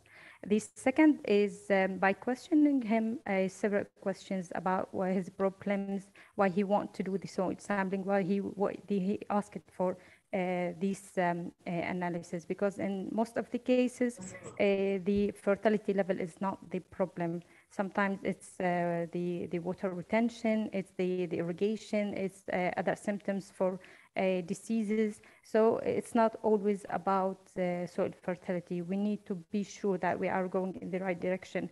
That's why we ask him several questions in order to identify his problems and to connect it with the indicators he asks for. These 7 or 8 indicators are fundamental. We may identify another factors we need to analysis after speaking with the farmers in order to give them an accurate and to make the farmers benefit from this activity. Why? Because if he benefits from this, he will repeat it year by year and have a self-monitoring on the fertility and soil conditions in his lands. The other factors, in my opinion, that may influence this process is the costs. In most of the cases, these soil labs are a governmental soil labs where they can support financially the farmers in this activity. How? By reducing the cost of the soil samples. For example, in Syria, all these analyses are doing for less than $1. So it's encouraging. They can bring more than one soil sample. They can have that positive response of the connections with soil samplings is very fundamental, because we know the impact of the costs in most of the cases on the will of farmers to do the soil sampling. Yes, exactly. I agree with you. And besides, I want to add something. Like Mr. Ali said, we have to do, in some cases, plant analysis, and plant analysis do not differ very much from soil analysis about the NPK, the major micronutrients. It's about the digestion and the analysis, and like Geldal and the method of Bray for phosphorus and flame photometer for potassium. Yes, Mr. Filippo. Yeah, thanks a lot to you and to all the other interventions. I think indeed plant analysis is very important because many farmers request it, but I'm afraid not all laboratories in Glosol and NENALAB are able to do that. Those who can, please continue. But the point is that this is a soil laboratory network, so we cannot really work on plant analysis. Of course, we can encourage laboratory to start working on that, but we may not develop already SOPs on this kind of other parameters on plant analysis, because it's a little bit, at the moment, like currently, is a little bit out of the scope of Glossoland, because we have to first focus on the capacity of laboratories to produce good data, quality data for soil. But indeed, if possible, let's encourage laboratories to perform plant analysis, especially if, as you mentioned, the methodologies are the same. Moreover, I would like also to ask participants if they can share stories, for instance, on the interpretation of results. I mean, when farmers come to you with the samples to analyze, do you come back with them with numbers only, or do you provide them like a scale, guidelines, or reference values to interpret the values so they can better know what these values means? Yeah, Filippo, I Ms. can Nujud, I answer you. think yes. Yes, of course. Yes, thank you, Yara.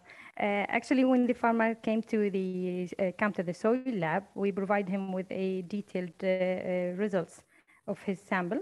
In addition to explaining these results, but unfortunately orally, that's why we stress on his presence to the soil lab. We need to understand from him and then to explain the results of his soil samples.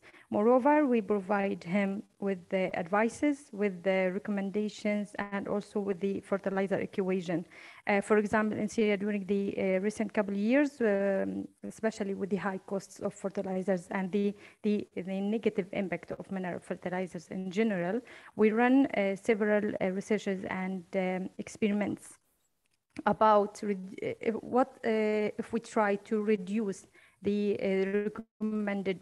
traditional and used recommended fertilizers for the strategic and the most important groups that are planted in Syria, and we got a very positive results. We could reduce these amounts from 100% in most of the cases to this 75%, which can protect the soil and make it's less costly for the farmers to produce more yields.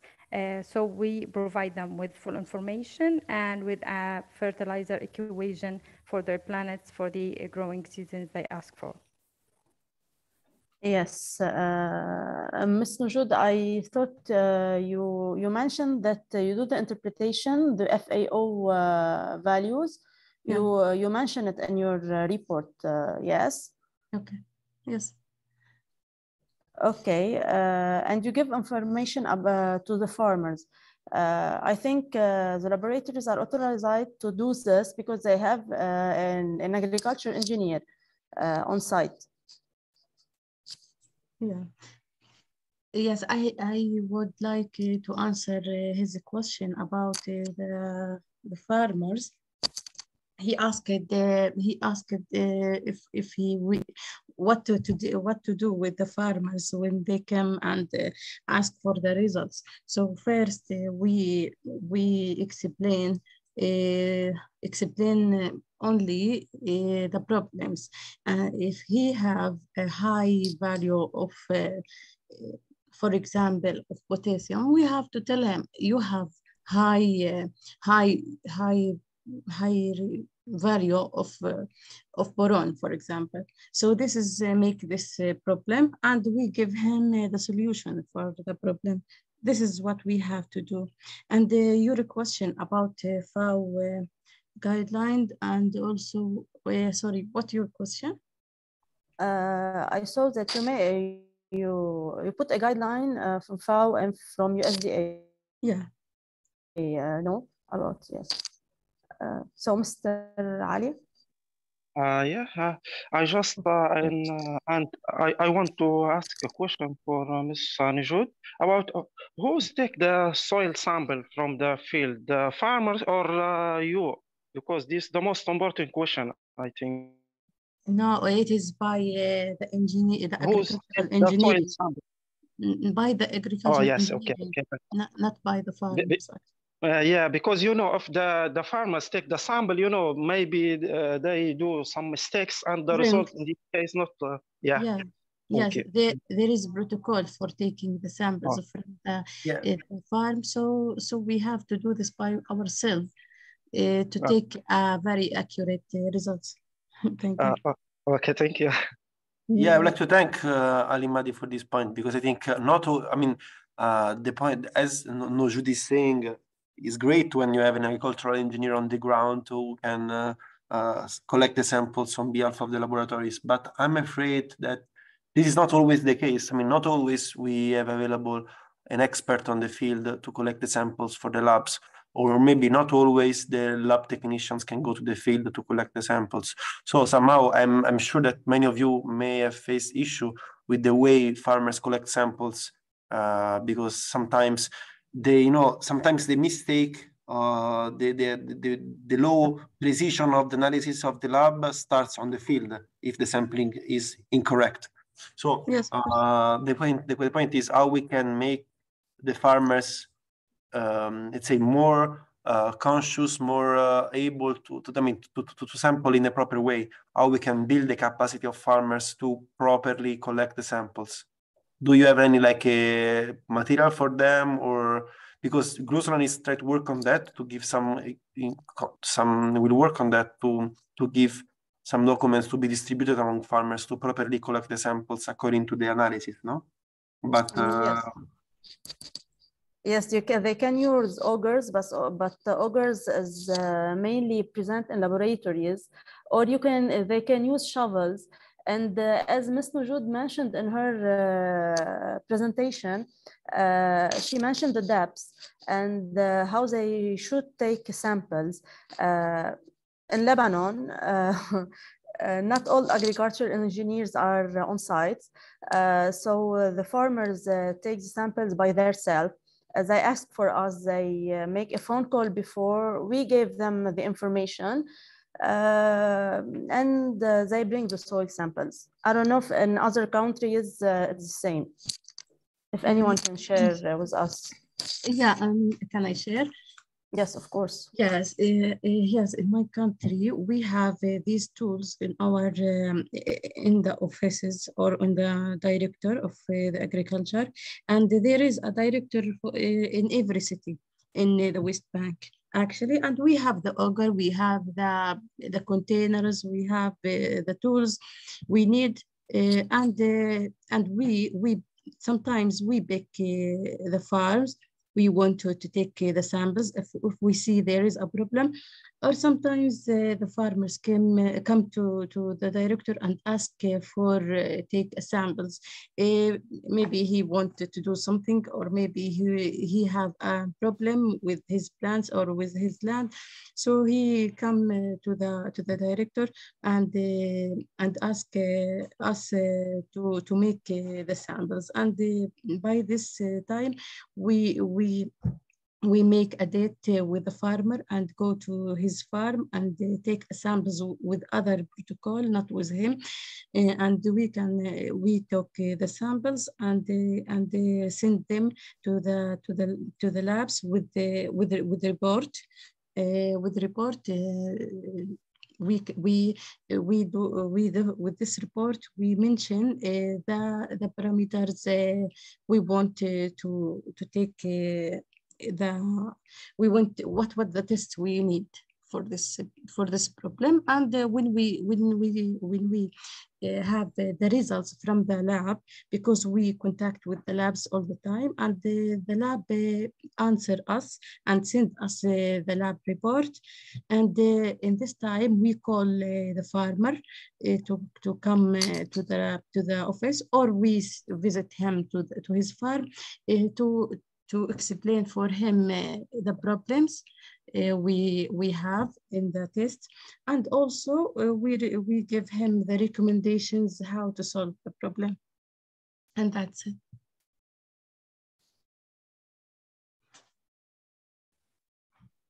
Okay. Hello? Yes, Mr. Nabil was raising his hand. Okay, good work. We are in Jordan now with cooperation with FAO. We will develop electronic laboratory services that the farmer will or the company will be sent their sample through the DHL. And they will get all the information through this application. And he can ask any question about his result, and he take the answer electronically after the application will be developed. Maybe 2 or 3 months, the application will be ready. It's great. Yeah. It's very, very good. Someone wants to add. Mr. Ham, do you want to add something? Yes. I think if the farmer came to the soil lab and asked for help, any trained lab technician can go with him and do the soil sampling. But in my point of view and from my experience in the growing seasons, and as you know, Yara, that soil samplings are usually done in specific dates, especially if they want to add fertilizers before the growing seasons or to prepare their lands for planting. So sometimes hundreds of soil samplings might come together at a short period. In this way, it's really challenging and hard for lab technicians to go with each farmer for soil samplings.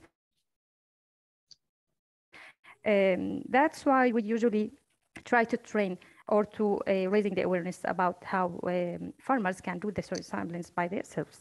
And how that happened by two ways. The first is by education or providing this method, the accurate method about soil sampling. And it's simple if it was well described from a well-trained technician for the farmers when he came to the soil lab.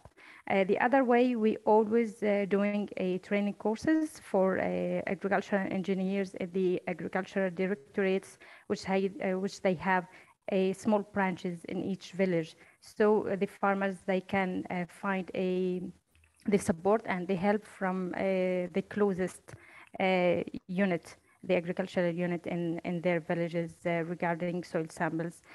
We also do a double check when we receive the soil sampling by asking the farmers how they get these soil samples and what they did, how they collect it, what he did about the replication, the depths, and all these points in order to make sure that he did accurately.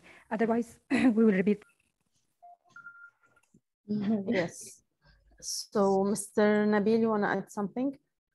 Yeah, let's take the last two comments because we're a little bit late. I think Nabil and Rashid, they have their hands up, so we can take their intervention and we can move forward. And then Willie, thanks a lot because you see this item is very important. Many comments, so I'm very happy about the discussion. Okay. Yes, Mr. Nabil. Okay, I think he still raises his hand. Mr. Rashid.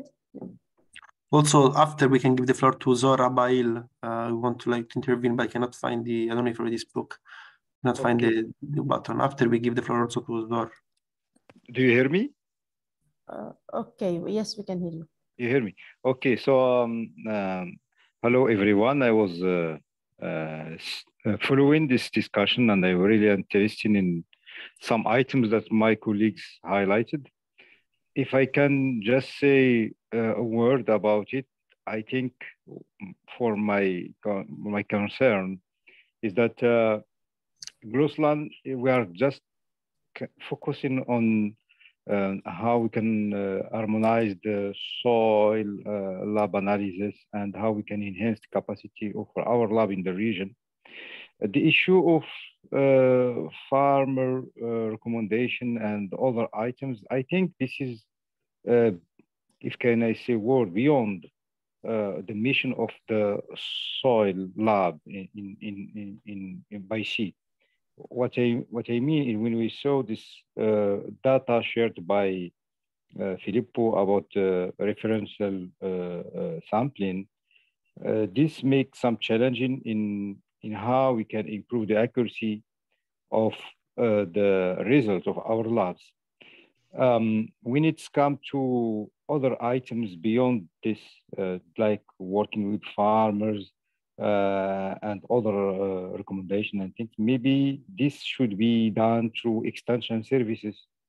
And I think what lab should do is to be connected with other, can I say, entities, not replacing them, but just advising these entities on terms of the results that they have. I think it's good if everyone try to do his best in his field, and we couldn't replace the external service in terms of providing which kind of fertilizer use, because it's another items where we need to know about crops requirement, and also issues of water in how the quality of water is it in the feed and things. So I think it's good if we can try to be more focusing on our mission as Grossland, and maybe the other entities have also to do their job. And maybe I hope that you get my point on this issue. Thank you. If I may, thanks, Rashid. Indeed, it's important to remember that we are a network of soil laboratories. So the primary focus on Grossland should be indeed the analysis of soil sample. The point of exploring the relation we laboratories have with farmers is because, as I mentioned many times, sampling is very crucial, very like the analysis is very depending on the way the soil has been sampled. So we should care about that. So I know most of us should only work in the labs, in the walls within the lab, within the walls of the laboratory, but we should be aware of what is happening before and after, because we want to make sure that samples are properly collected. And interpretation, I agree that this should be a mission of the extension agent to get in touch with the farmers, explain them what this data means, how to implement on the ground, but we have to take into account that there are some situations in which extension agents are not really present, or cannot do this in some regions, in some countries, in some situations. So sometimes farmers ask laboratories to also provide some suggestions. So in this case, we should try to find a way to support each other. Of course, each one should have a clear role, not overlap, not duplicate the efforts, but just optimize. So we should find a way for this situation in which labs are asked to give farmers not only numbers, but some words as well, on some reference even, just, okay, these are the results of your soil. These are optimum values, meaning that if you have a pH 3, for instance, means that you have problem of acidification. So labs will not tell farmers what to do in most cases, but just tell them that the values are lower or exceeding lower or below the certain threshold of optimum values. So this is something we should do, like maybe include in SOPs or so, some references to give, and according, of course, to the soil type, to the land use, what are the optimum values. So farmers or those asking for the analysis can have an idea of what these numbers means. So if you have a carbon content very high, means or calcium carbonate content very high, means that there is too much carbon, too much calcium carbonate. Just to give some example. But indeed, thanks for that, Rashid. I know if Yera, you have a comment, but I'm seeing in the chat that there was Zor Abail who want to talk. Yes, If you cannot find the hand, maybe yes. Yeah, Zor, if you want, you can take the floor. Yes, hello everybody. You can hear me? Yes, please. Yes, we can hear you. First of all, I'm really happy to be with you in this meeting for the first time, and I would like to thank Mr. Zouahri and Mr. Musdaq for letting me know about this network. So I first like to react and follow on Mr. Rashid's comments about the purpose of laboratory, because as he said, it's a big mission for instance, for a research lab to be in frequent attachment with farmers regarding fertilization recommendation, but the main thing is that we should have this distinction between the purpose or the mission for the laboratory, if it's specifically for research or for extension, because to go beyond the fertilization program, it really needs a frequent assessment, a continuous work with the farmer, I would like to continue my reaction for regarding the recommendation for farmers. I had the experience to a research laboratory who has also the mission of providing farmers with recommendation. What we usually did is that first we used to receive the samples from the farmer and ask him about the way he sampled his he took his samples, but we had to check if the method he used is scientifically correct or not. So we used like a scheme for sampling or like a poster to show him if this is the right way to sample, and then if the sample is correctly done, we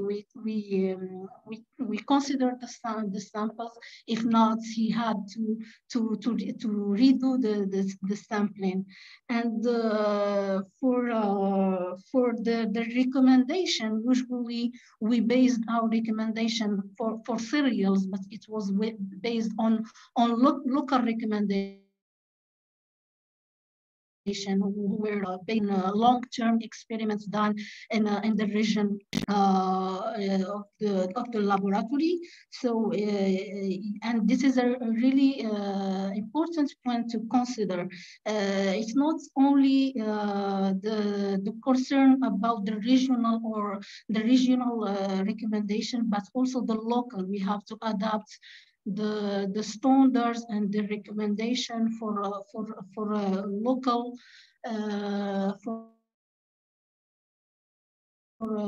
scale from the recommendation. And this is really important, as Dr. Rashid said and other colleagues.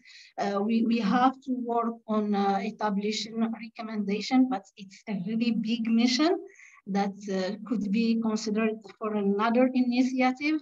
And also it is important to harmonize the methods used, because it's very important to have this harmonization regarding the methods and go after to the recommendation and look for the availability of local recommendation or conduct experiment to have this standards available for researchers, for extension services to give the correct fertilization recommendation for farmers. And thank you. Thanks a lot, Nor. Thanks a lot, Yara. I don't know if you have any closing remarks on this. Otherwise, we can close this item. I don't think so. I think the most important thing is about also crop recommendation for crops. Some crops need a low pH, let's say. Some crops need a moderate pH. So it's all about, it's a circle, it's soil, crops, and the climate in general. It's about all. Thank you very much. Thank you for this very important item. Thanks to you, Yara, for your kind moderation. You were very interesting. Thanks a lot. Thanks to all of you. I'm happy that even some new members of the network, those who are here for the first time, actively join the discussion. So thanks a lot. And I think we are closing the meeting soon, because we just had to talk about the governance. There was an item in the agenda about capacity building, but that mostly was aiming to get inputs from your side about new webinars that Glossron should organize. As you know, in 2022, 2021, we organized several online trainings, so webinars on different topics, on health and safety, spectroscopy, procedures to analyze soils, quality control in the laboratory, in different languages, English, French, even Arabic. So you may want to see these training materials once again. I will now put the link in the chat for those of you who want to go again through the presentation and the video recordings of the webinars that we implemented so far. You can just access these the link I put in the chat and all the informations are there. But in case you want to have more, you have suggestions on more topics you would like to cover, Glossoland to cover in other webinars, you are welcome to do so. So in case you want to be trained on any topic, please send an email to me or Lucrezia so we can organize another training for you. As well, if any one of you feels like give a training, so if you want to share your experience on any particular topic on concerning laboratory, so quality control, or the measurement of any parameters, please let us know so we can organize together a webinar together with your support in the language you are more familiar with. Can be French, can be Arabic, can be English. I'm giving you the example of Riham. Last year, we organized many training in Arabic, thanks to support of the Syrian colleagues, but also Abdul Majid, they gave a training, nice training in French on nitrogen. So, I mean, we can organize several webinars on the topics you prefer. So always remember, please, to contact us so we can organize something together. So saying that, we should move to the last item of this meeting. I'm sorry we are a little bit late on the agenda, but I think we will close soon because this is the third meeting of NENALAB. So it means that the network is already like two years old.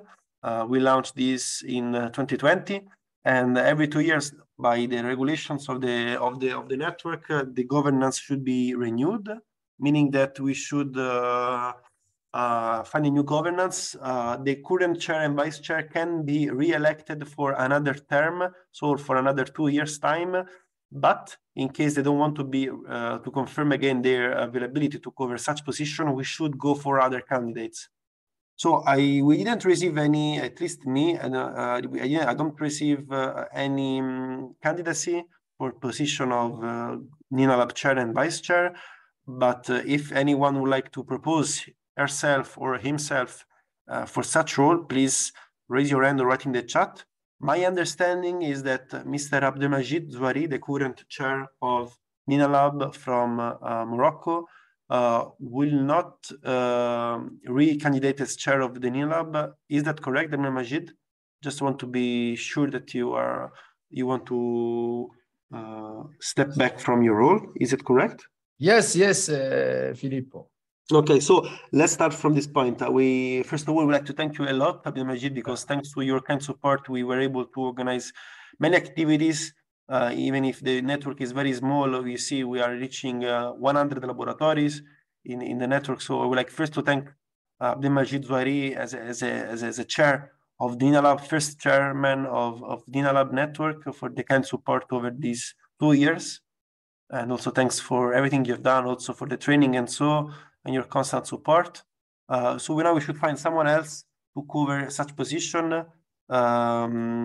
I'm reading in the chat, I don't see any names, but as far as I remember, I think I received an email from Riham that she may be available to cover such position. Is that true, Riham? Would you be able to cover the position of the chair of NENALAB? Riham is the current vice chair of NENALAB for the Near East, as she's from Syria. But would you be able to, would you like to candidate yourself as the new chair? Yes, Filippo. Okay. Let me first thanks Dr. Abdelmajid and our colleagues, Hannah, the other vice chair of the NENA labs. We worked together during the last couple of years, and I really appreciate it. Was an honor to work with them and to benefit from them. I really want to thank on behalf of all the NENA and the soil labs for their kind support and the efforts they do. Let me say some words only about my experience as a vice chair for the Near East during the last years. I actually appreciate the experience, the whole experience, because I can see how it positively affect my career as a researcher, expert, and how I grow as a person. It enabled us to have this great platform of experts, researchers, and colleagues to deal with, the benefit from, and it expanded my knowledge about several topics related to soil science. Basically, I have a PhD in soil physics, but during the work with the Glossoland, I expand my knowledge and experience about the soil chemistry as well. Therefore, if I become the vice chair for the next couple of years, the next 2 years, my intent is to raise the awareness about the importance of the sustainable use of soil by activation the rule of soil, the network of soil labs, especially in the NENA. Because I experienced during the last month that unfortunately a wide range of our colleagues didn't hear yet about the activities and the role of Glossoland in general and the existence of the NENA soil labs. So I want to widen this knowledge. I also would work on the awakening the hidden treasures and experiences, experts of the NENA region to contribute with us, to share with us the information, the experience, to activate the rules in building a better soil and a sustainable use of our natural resources. Thank you. Thanks a lot, dear Riham, and thanks for taking over the role as a new chair of NENALAB. I don't see any candidates, so there is even no need to vote, but in case there is if there is any comment on your candidacy, if someone has any comment or would not agree on that, please take the floor now. Otherwise, I would like to officially appoint you as a new chair of the NENALAB. So thanks a lot, Riham. Say that we have a new chair of NENALAB. We should now proceed to the 2 vice chairs, because as you may know, we have even the chair is supported by 2 vice chairs, and these are one for the Near East and one for the North Africa. So we should find the 2 vice chairs. The current vice chair for the North Africa is from Morocco and is Mrs. Anna Nabil. I don't know if Anna is with us today. I hope so. I think I saw her name. Yes, Filippo, I think that I don't think that she is with us. Yeah, so, first I want to know if Anna is available yes. to recandidate for the position of the vice chair of the North Africa, or if someone else, I don't know if even if you, Abdelmajid, would like to take over. Okay, so Filippo, I think if there is someone who is interested to be vice chair of North Africa, we can give him the opportunity to candidate for this. But if there is no one, I can suggest myself. So we want to that our committee or our structure NENALAB will have all his structure in order to go forward and to work other things that we hope that we succeed in the future. So if there is another one, I think that it will be better to give the opportunity to other countries from North Africa. For me, there is no problem. But if there is no candidate, so let's see. Okay, let's open. Thanks a lot for that, Abdelmajid. Let's open the floor. Let's see the chat if there is anyone from North Africa. So I'm talking about only North African countries. If there is anyone who would like to take the role of the vice chair of the North Africa, or I don't know if Mrs. Nabil, I don't know if Abdelmajid, you have the chance to talk with her already, if she would like to take to continue being the vice chair of NENALAB for North Africa. I didn't hear from her. I'm not sure, Filippo, but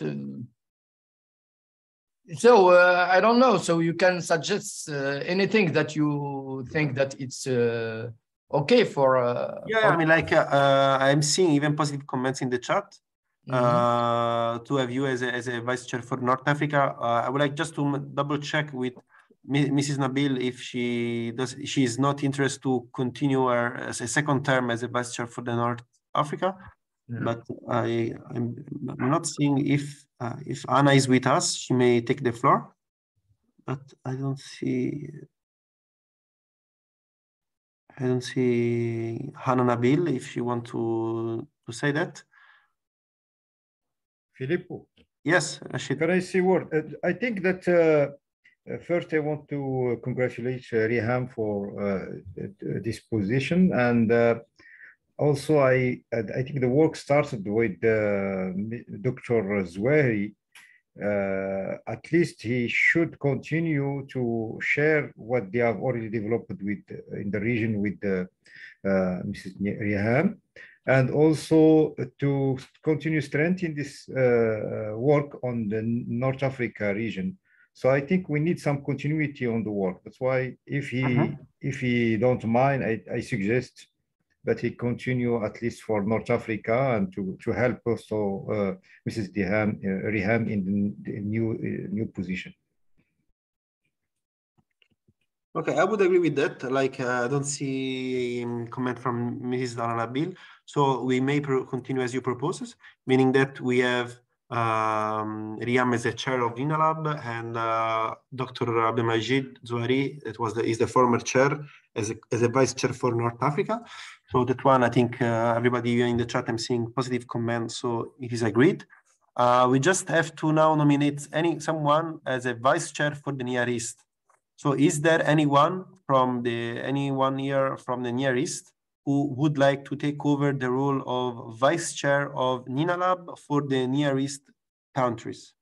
So we need basically someone from the Near East who would like to propose himself or herself for this role. Is there anyone who would like to take over the role left by Riham, as she is the new chair of NENALAB?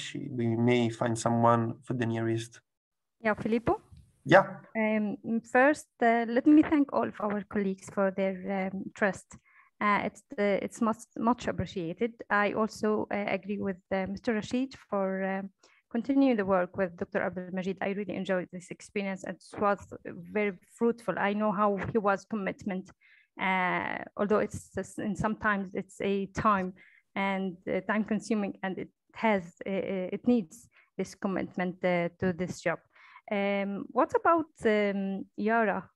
She is with us in the steering committee for the NENA region, and she, as you all know, shows this commitment and love for the work. What about you, Yara? Are you ready for a vice chair? Well, if anyone...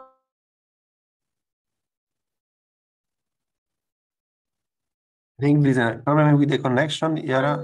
Yes, I can't hear her. Yara, we cannot hear you very well. Can you start again? Sorry. I don't mind.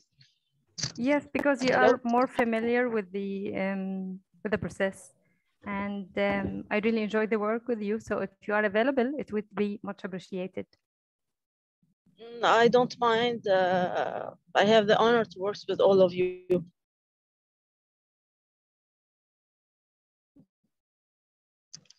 Okay, so my understanding is that Yara may be interested in yes.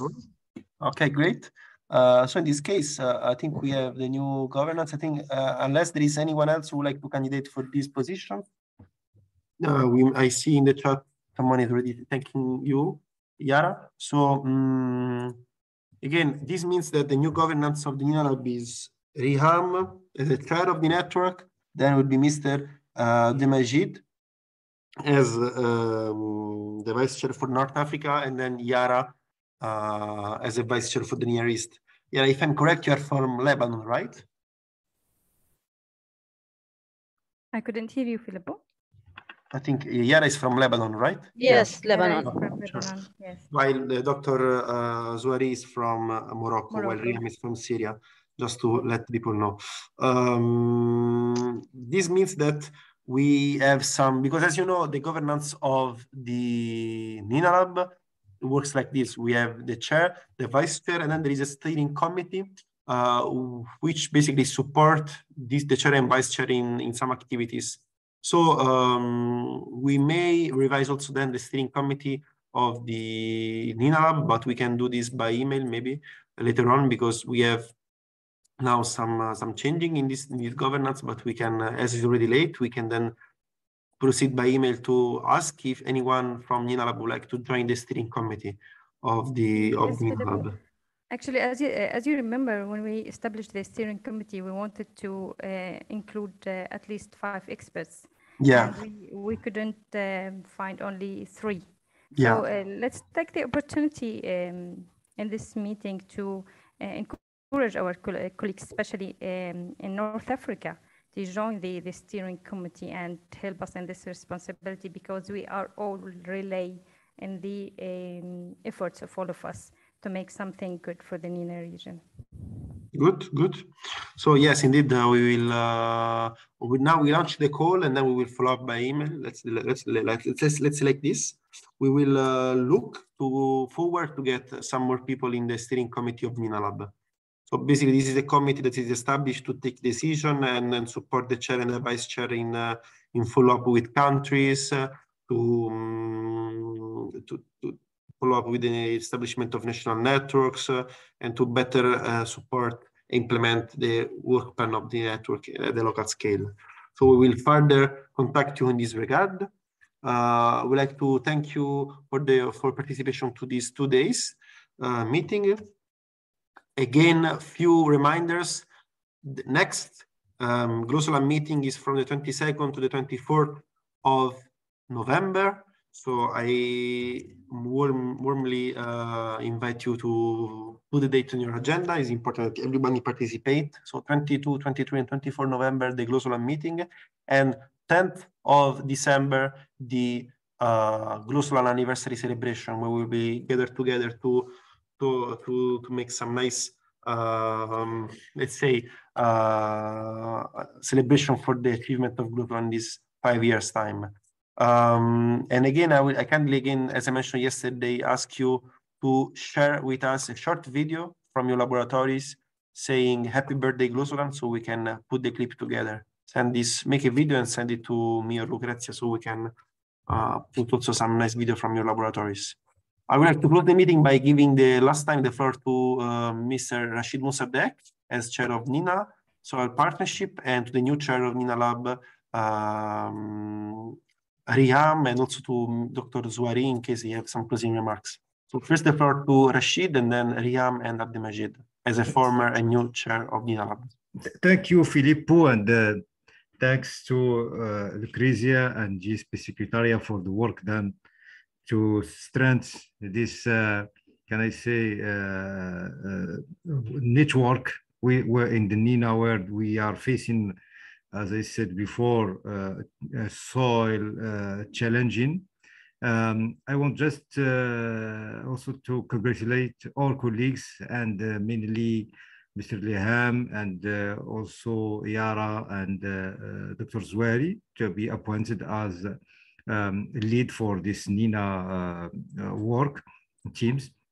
We still have a lot of, can I say, outcomes to be deliverable, to be adopted also, because you know that GLOSOLAN is developed through FAO, but several regions have achieved some steps. We are also achieving some good work in the first years, and I think we have to continue on that.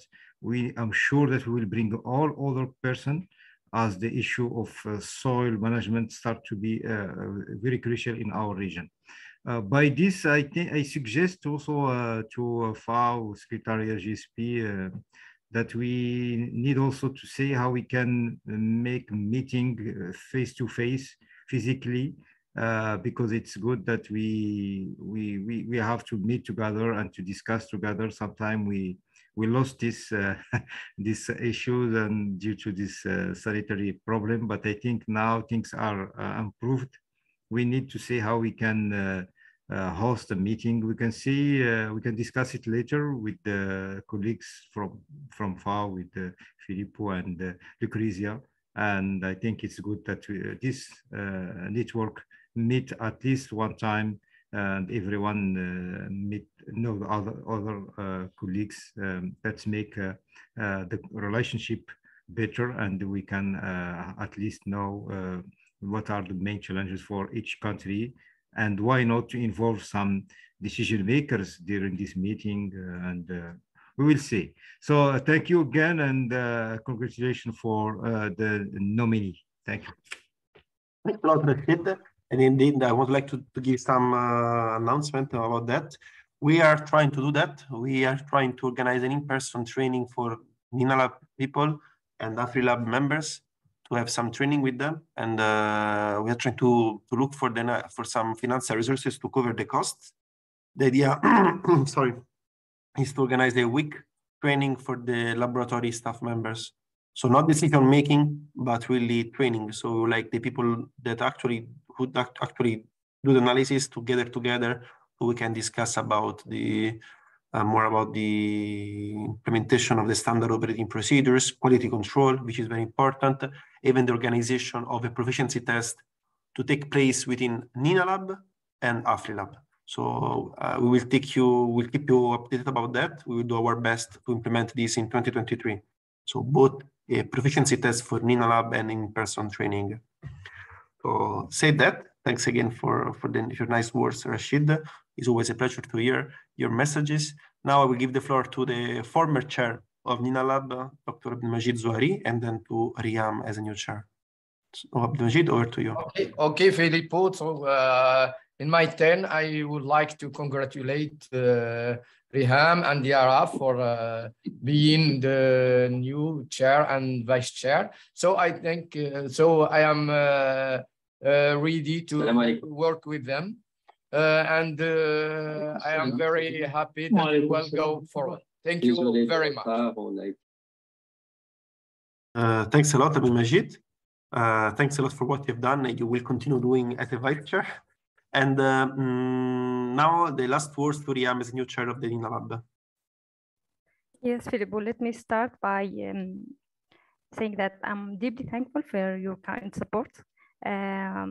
It's really optimistic to know that we have all those experts, researchers, and technicians in the NENA region. They are ready to act for soil and to maybe identify and develop the real and practical role of soil labs in the NENA region. I'm looking to work with all of us. Thanks to Dr. Abdelmajid for staying with us. Thanks to Yara for taking the initiative to join this responsibility with us. I'm looking to work with all of us, and I'm encouraging every and each one of our colleagues who know another experts, researchers that might be interested in the work of soil labs to let them know about the activities and the role of Glossoland General and the NENA lab, since it's the newest lab network was established by Glossoland. Looking to work with all of you, and really thankful for your trust. Great. Thanks a lot to all. Thanks for your participation. We see you soon, and we look forward to receive your videos for the Glosson birthday. Au revoir, à bientôt. Shukran lak. Salam alaikum to everyone, and thanks again for your participation. Bye-bye. Bye-bye. Thank you. Bye.